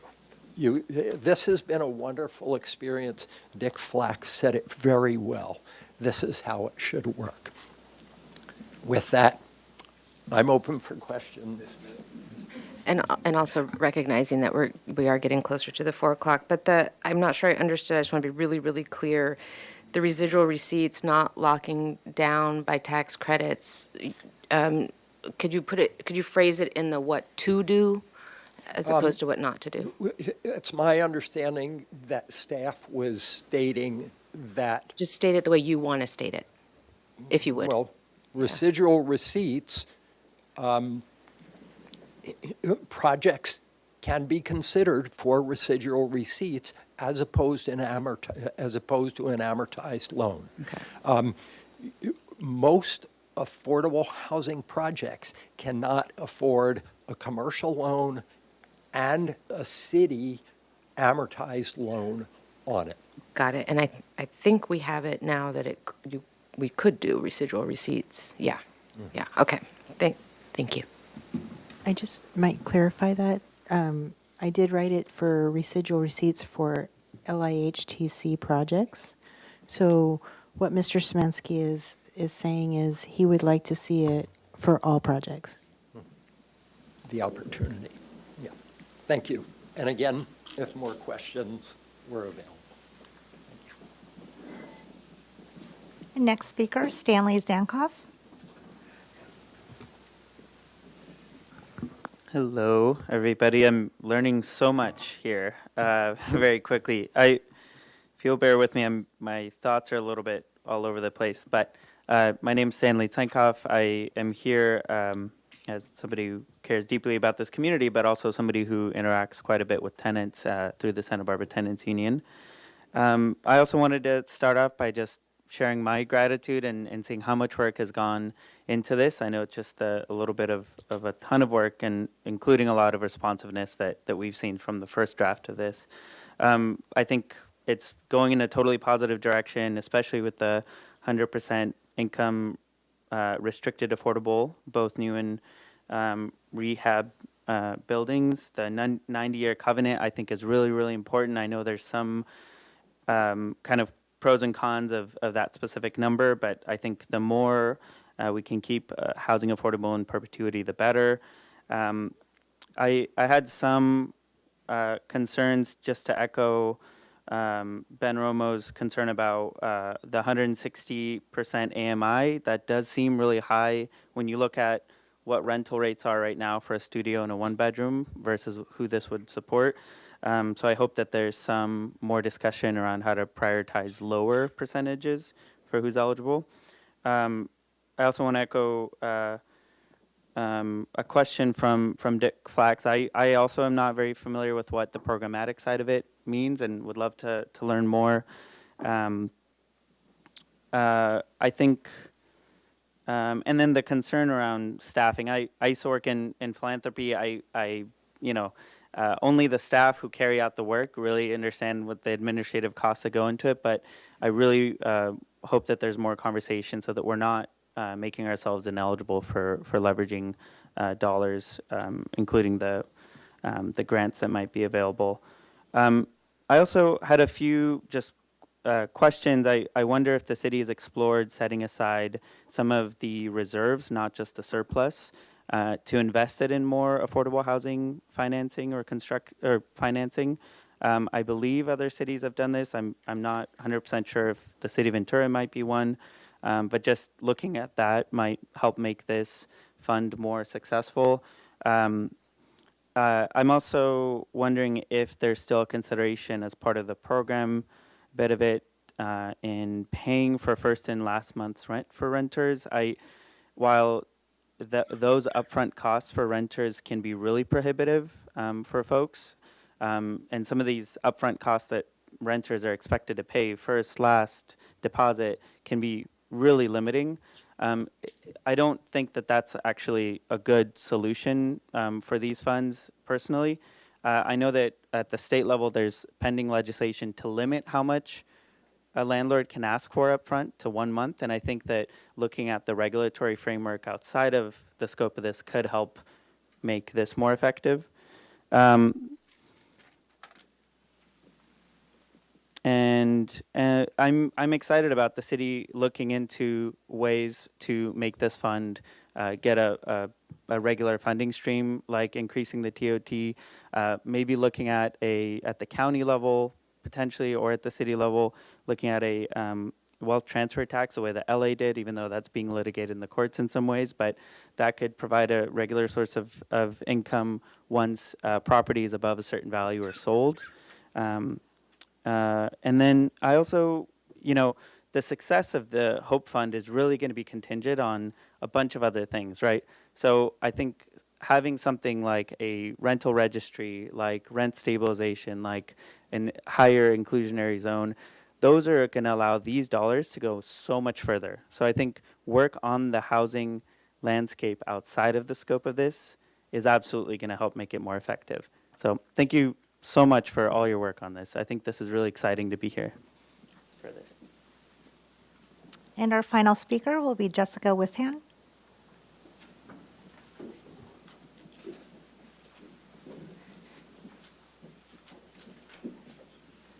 Good afternoon, Jessica. I don't even remember my own last name, Delarbra Wishan. I represent Habitat for Humanity of Southern Santa Barbara County. I did submit a letter. I want to thank you guys for this community process, the input, and kind of the evolution of this and considering the community input.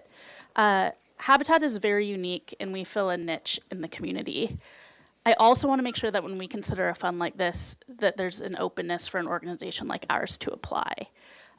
We build homes and sell them at an affordable mortgage. They're deed restricted. They have covenants. We also repair homes for naturally affordable homeowners so that they can stay in them, and they are also low income.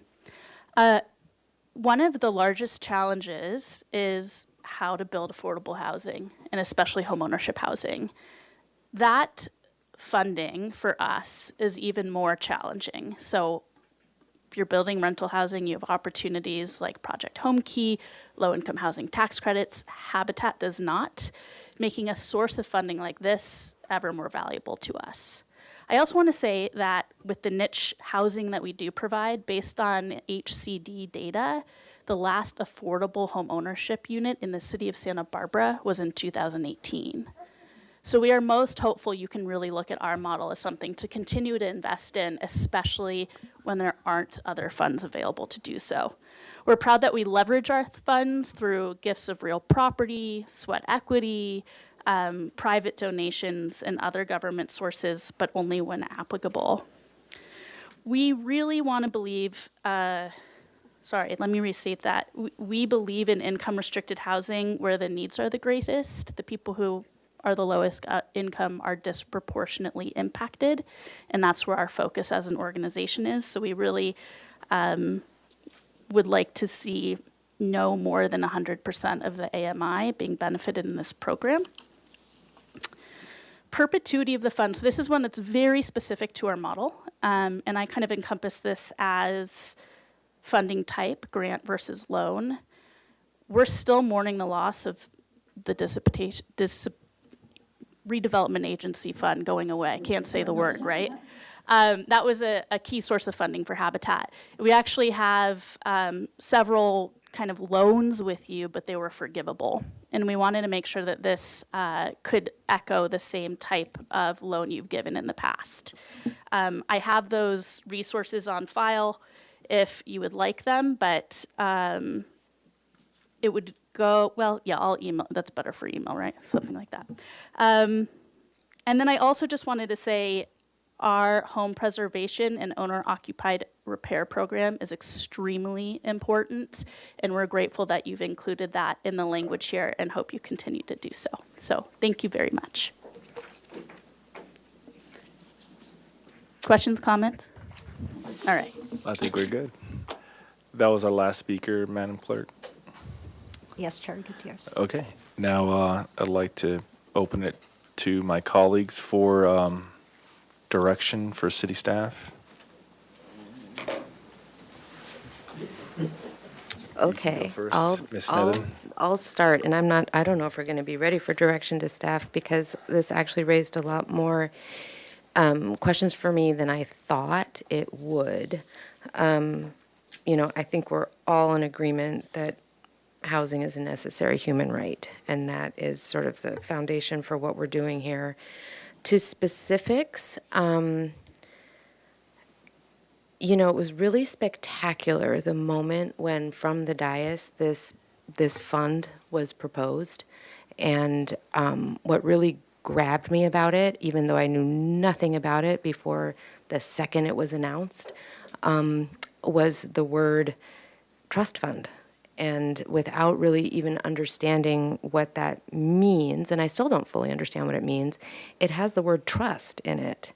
And part of that motion, that very impassioned motion that I wish I had made, but I wasn't the one, but it was that it had a dedicated funding stream and that it be an affordable housing trust fund and that it be dedicated to those most in need. I'm trying to be consistent with the spirit of that moment, and it got a unanimous vote, which is not very common on our council. And then I think our understanding was that would be set in motion. It's in the draft housing element, which also really concerns me that any change from that initial spirit might actually jeopardize that. We'll get to. So there's some things with it being an affordable housing trust fund that I think would give us credibility with HCD, credibility with the community. That's something that is really a growing concern, especially if we're going to ask the community, if anybody's going to ask the community for additional funds. That seems really, it seems to be the spirit of what the motion was, and how it was written in the draft element that went through quite a bit of process. So I do want to explore the funding stream. That was a big part of it, is identifying the funding stream. That was a really interesting idea, with the possibility of reserves being held in trust, possibly. I don't, I'm not giving direction on that, but that's something that stood out. And then also, are we leaving on the table a bunch of, in my mind, millions of dollars of HCD funds or other grant funding that was mentioned throughout different comments? So I'm not sure that we've fully evaluated the pivot away from it being a trust fund with a continual, consistent funding stream. And I'm also not sure that it wasn't the intention of council that it be a continually funded stream from the general fund. And I think that direction would build trust more than the other way around. And I'm not sure I'm articulating that well, but if council committed to, however many millions of dollars a year to go into that fund to be held in trust, either from reserve, from general fund, wherever that's from, I actually think that would do more to build trust with the community who might also want to participate in that. So that's, I guess my comments after that are assuming that it isn't a trust fund. I'll make my comments just on the points that were presented. I think the comments about matching funds versus the language of leveraging funds, I prefer the language of leveraging the funds, and that helps with, and not just tax credits or government funding or private donations, whatever, that we could leverage funds or have that priority. But really, the funding priority that I prefer is the affordability, the outcome, that it be 100% deed restricted in the amounts that we've sort of defined for the community. So I think that should be the funding priority for affordability, 100% deed restricted. For the 10%, again, I think we might want to look at the possibility of funding that position off of interest, if that was possible, or having a flat number. That the starting number is 300,000, and my hope for this fund would be that it would grow and grow and grow and be so huge we don't know what to do with it. And in that case, that 10% would be. So I'm not giving direction, but just saying I still have sort of, maybe it could be explored as a number. And I can see you misconnect, turning on your light. Yeah. Chair Gutierrez, could I just jump in and comment on one thing here having to do with Chair Sten's initial comment in terms of how the money is held, the trust fund issue. And Mr. Isaacson said that our office initially gave direction on the trust fund issue and how this was originally developed. And so that could be the case, and that would have been before I took the helm here. So, and if that was it, I was not privy to that. And so, I don't like kicking the ball down the road. So, but I would like the opportunity to research that further, because I myself am not fully informed on the HCD regulations and guidelines. And so before this goes, I know we want to, I know we want to get this going, but before we make a final decision on how the funds are held, I would appreciate the opportunity to look further into this. And Excellent. And If the commission will give us that and opportunity. committee members tonight, I misremembered. I've gone through some of my emails, and I think the pivot away from the trust fund was not on guidance of the city attorney's office. So I apologize for misspeaking there. It was more around as staff, as we looked into this, we were anticipating using the in lieu fees. And that would have qualified as a recurring or ongoing source of revenue. But in researching that fund, we learned that we could not move that in lieu funds into this new Hope Fund. And so at that point, we lost our source of recurring funding. And then therefore, we pivoted away from calling it a trust fund because it would no longer function in that way. And so that I think is the sort of stumbling block or the hurdle at this point in terms of calling this a trust fund. And I think I also misspoke about the only being able to spend interest and things like that. So we can look. I agree.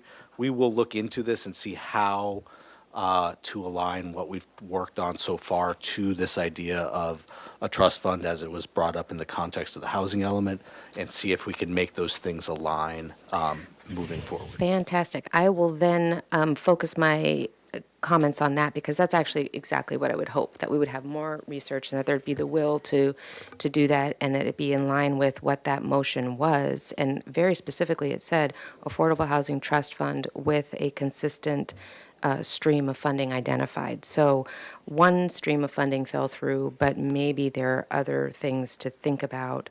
Some idea of a, hotel mitigation fee, or I don't even know what those might be, but I don't think we've exhausted the end of the line of what could be a consistent funding stream, including general fund.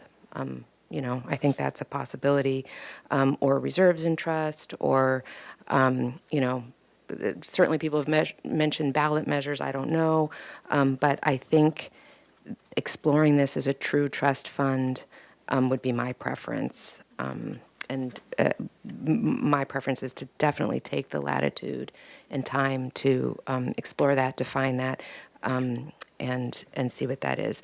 So then beyond that, I think that's, if it is a trust fund, it's going to have a lot of restrictions and things in here that we've talked about flexibility. So I'll just very quickly say, if within the trust fund framework, then the residual receipts, loans for different numbers of eligible type projects, not just tax credits, but amortized for a very clear subset of other projects, that would be fine. But mainly for the residual receipts.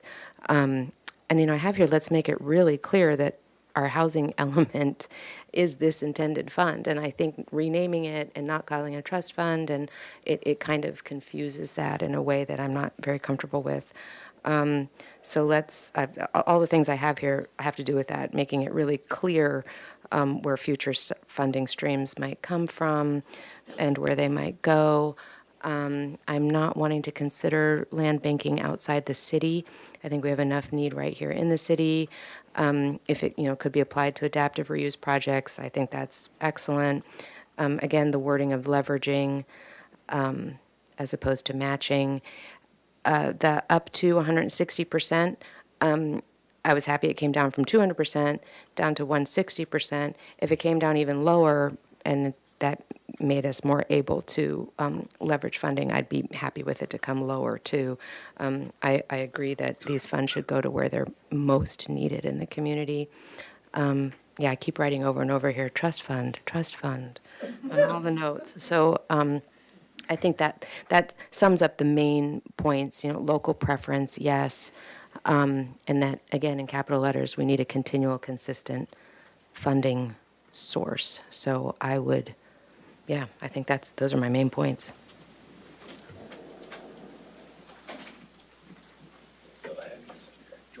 Can I continue this yet? No, right. Pretty much in agreement with all of those points. I just have some tweaks. So that local preference thing, being such a wide geographic range, continues to bother me within saying we're only going to use the most expensive land in the county, in the city, and we can't walk up on Hollister when we see an opportunity or wherever else. So that one jumps out at me.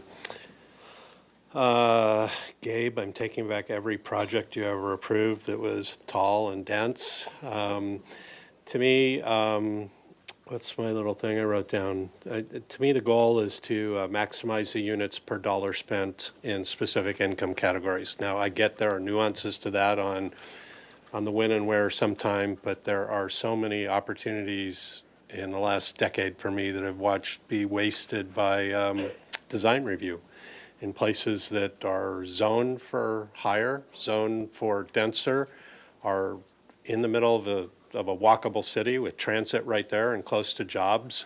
And and I'll just tell you, if we go 3 blocks back that way, if it was my dollar, I'm not spending for the next affordable project that is a one-story bungalow.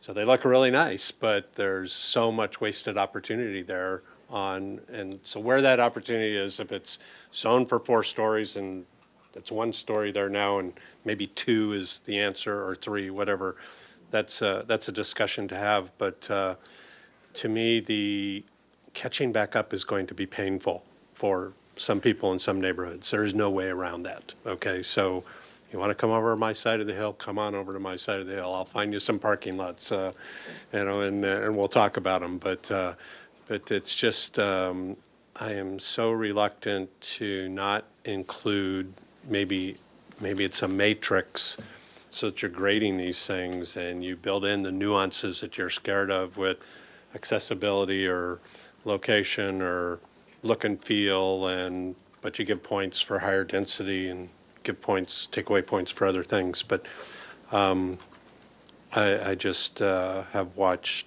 for a decade, those opportunities be beat down by not in my neighborhood or just people who aren't having to worry about this housing kind of stuff, make those decisions to erode those opportunities. So I'll continue to be annoying on that. I agree we need this trust thing solved. Kristen Sneddon said it, the credibility with the community is going to be so key. I mean, everybody keeps dancing around this. There's like all kinds of people coming with voter initiatives next year. We know it internally, we know it externally. And what's going to rise to the top, if there's multiple ones on the ballot, are those that are really sharp and focused and clean to build that credibility and check the box. And this is a guy who had 4 kids go through city college and never checked the box on a city college parcel tax, okay? Just because, so sorry. Just so frustrated when, you open a wall and it's got something in it and then you go build a athletic track. So so I'm just frustrated with that process. And so, but those are the kind of things that are meaningful to normal people when they're looking at a ballot. And I'm kind of normal. So I think I'm one of my own customers in this way when we're talking about this. So, and I think internal protection is important too. So this goes back to the trust fund. I have been schooled again for a long time of best intentions are only good for a year until they come back around for a different council to talk about it, or when council turns over and council wants to do something else with something. And if you don't find a way to fence those in or protect them, you can say whatever you want. Even people who are there right now who will be there in the future can say whatever they want, and they can go do whatever they want different when the future comes around. So I would like to see that happen. I don't carry a calculator around my neck like John Campanella, but I'm interested in getting some more information on, if you go down to 120 for rental, is there really a credible path or even as much hurt happening for looking into ownership up to 160 or some other number? It's above my pay grade. It's a John Campanella pay grade, but staff, I think staff should look at that and come back with some information and figure out, the phrase that I've heard and I keep saying is focus on where there's the most hurt. And so I know the lower number is the most hurt because those people are paying for the same gallon of gas that I'm paying for, the same bread or whatever it is. And I make more money and have less rent than those people, but once we get outside and we go shopping or have to use services or go to the doctor, we're all paying the same thing. So I'm lean towards that maybe we should even reduce it back down a little, but I'm intrigued by the lack of ability for the lower AMI scales to ever, maybe it's dead, the American dream, but to ever pursue home ownership and build equity, or for kids who have a reasonable job, you know, a $80,000 a year school teacher is to stay in this town, will they ever be able to buy a house, even though they're making whatever, some pretty good money. So it's just, I don't know. There's so much more I still want to hear about and talk about, I guess, is my problem, that this really brings up a way to pummel this thing to death and get down in the weeds. More definitely echo your points on the allocation process, the prioritization, how that's really going to look like, that's quantified and people can see it and know what it's going to be. Definitely the same point on focusing on leverage rather than just I have $1, somebody gives me $1 and that moves it to the top of the thing. What are we really trying to do? And that's leverage. And what does leverage look like? Tell a story on what that looks like and how it's more important than just simply leveraging something. Skip, we have to go have coffee, I think, and argue or talk about the two types of the amortization or the other one, because one protect in my mind, one protects the fund principles, so they're still there for you or the next guy. The other one defers that off a longer period of time until the fund is there again, or solvent enough to be used again. And so I don't really have a clear picture in my mind on which one of those is causing less damage. So that too.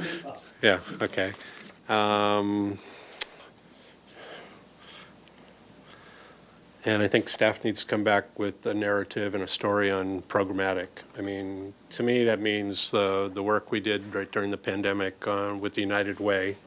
So we took money that we had, or took money that we got and received and ran it to United Way on helping rents, right? Yeah, and so to me, that's kind of programmatic, but that might not mean the same to anybody else out there. So I think there needs to be a narrative on that. And I'm gonna, I think, line up and just say two things about internally. So say that, you know, that 10% is a big number. And if that 10% is a big number for the guy who's got to manage the budget, then I think part of that process is an ask from the general fund at budget time to say, is it important to the city, and figure out a way to do it. And then I'm intrigued by how much of a calamity we really need to prepare for in the reserves while allowing them to be replenished on a set schedule. So there's nobody here today that would have this answer, but what do our reserves earn in interest generally sitting there? And what would because even in the draft ordinance, it doesn't say what interest rate we're charging. It just says a low interest rate. That's a good one. So what interest rate could we expect to earn, and then what's the exposure for having that trickle back in over a 15 or 30-year period in case we have two mudslides followed by a pandemic, and we go down further in the reserves than my lifetime has experienced. So those are my comments, and I know it's after 4, and so you're going to make some comments too, but my suggestion is that we continue this to another ordinance committee meeting at some point when staff is ready to talk about all they've heard, and we get more time to discuss it. And I'll just tell you right now, I think that should be a date when we can start ordinance committee earlier than 12:30. Okay, because I think there's still a couple, 2-3 hours of discussion here to be had. Thank you.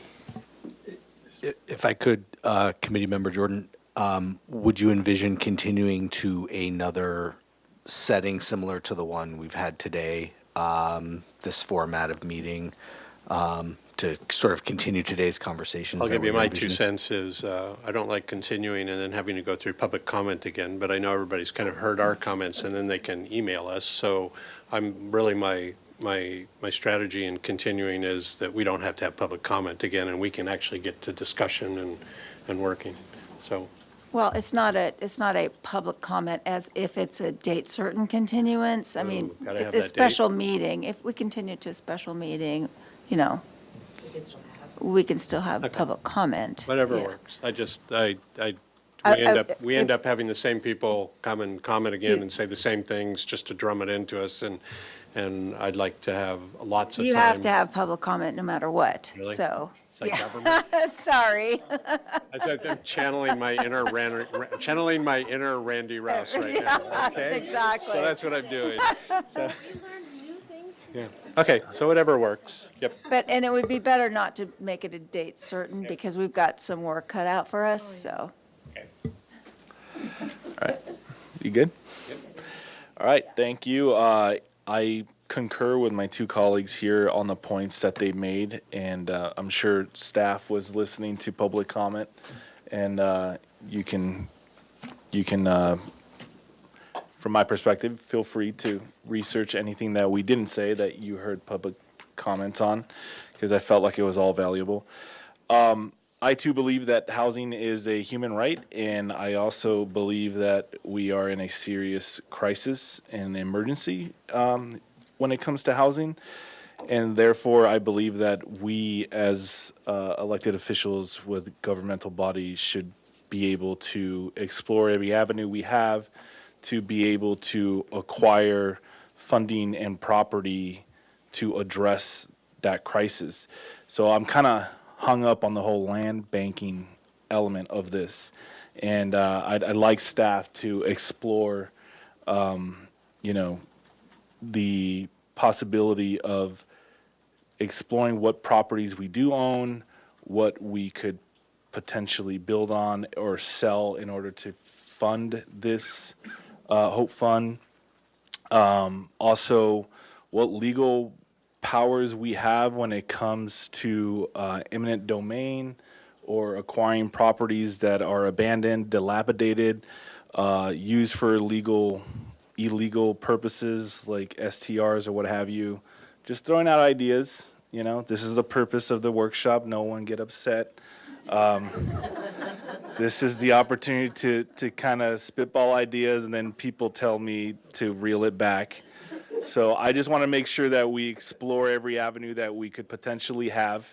If that means declaring an official state of emergency or giving staff further powers to better address this situation, then let's have that discussion to see what our options are.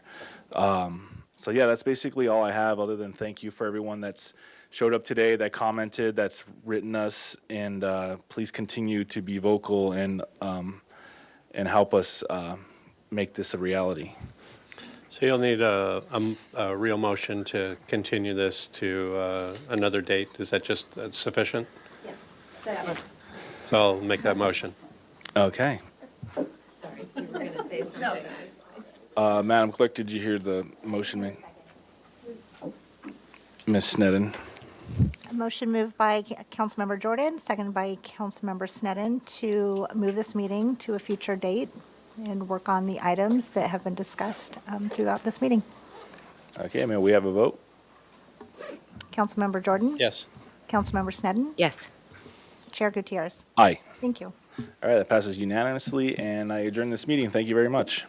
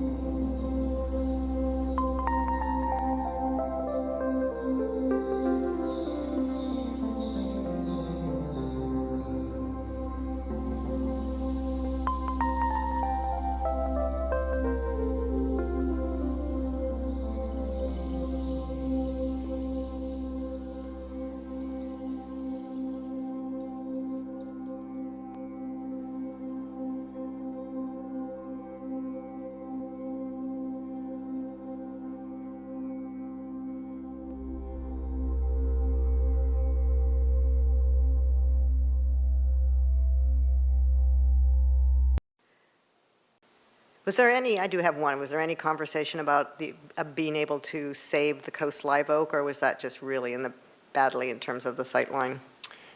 Chair McGill and Commissioners, yeah, it was in direct conflict with Yeah. the sight line, and really, it appeared to be sort of like a naturally germinated, probably acorn. It's super close to the other trees, so trying to relocate it or something like that would just be not feasible. Okay, yeah. All right, if there are no other questions, and I'm going to have to do this. I don't have any speaker slips. Do we have anybody online? All right. With that, I'm open to discussion and/or a motion. I would say that another crosswalk on Las Positas seems like a really good idea, and a flashing light, good God, how would you even dare cross that street without it? So I am prepared to make a motion that we approve the recommendation for the removal of the 2 eucalyptus and the coast live oak and the water gum on 2500 Macaw Avenue on the condition that the 8 new street trees are planted. I'll second. All right. We have a motion, a second. All in favor? Or vote. I guess it's not in favor, but I just vote.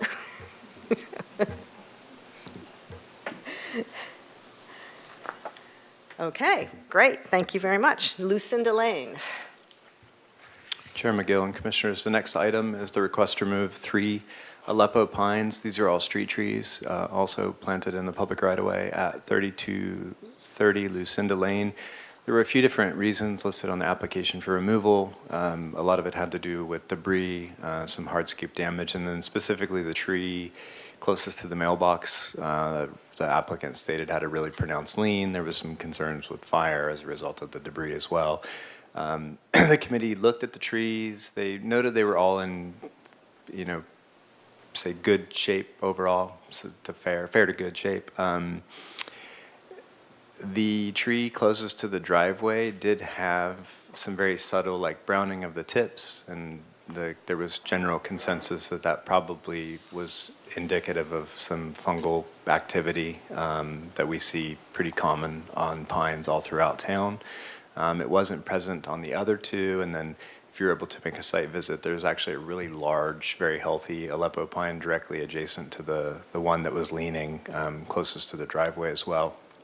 And there were comments that if there was any grounds for approval, that would really be the only tree, given the conflict with the existing tree and the front setback, and also that very subtle sort of evidence of decline, likely due to fungal pathogen activity. The committee looked at the other 2 trees. There were really no issues, no evidence of any fungal activity. After on-site discussion, they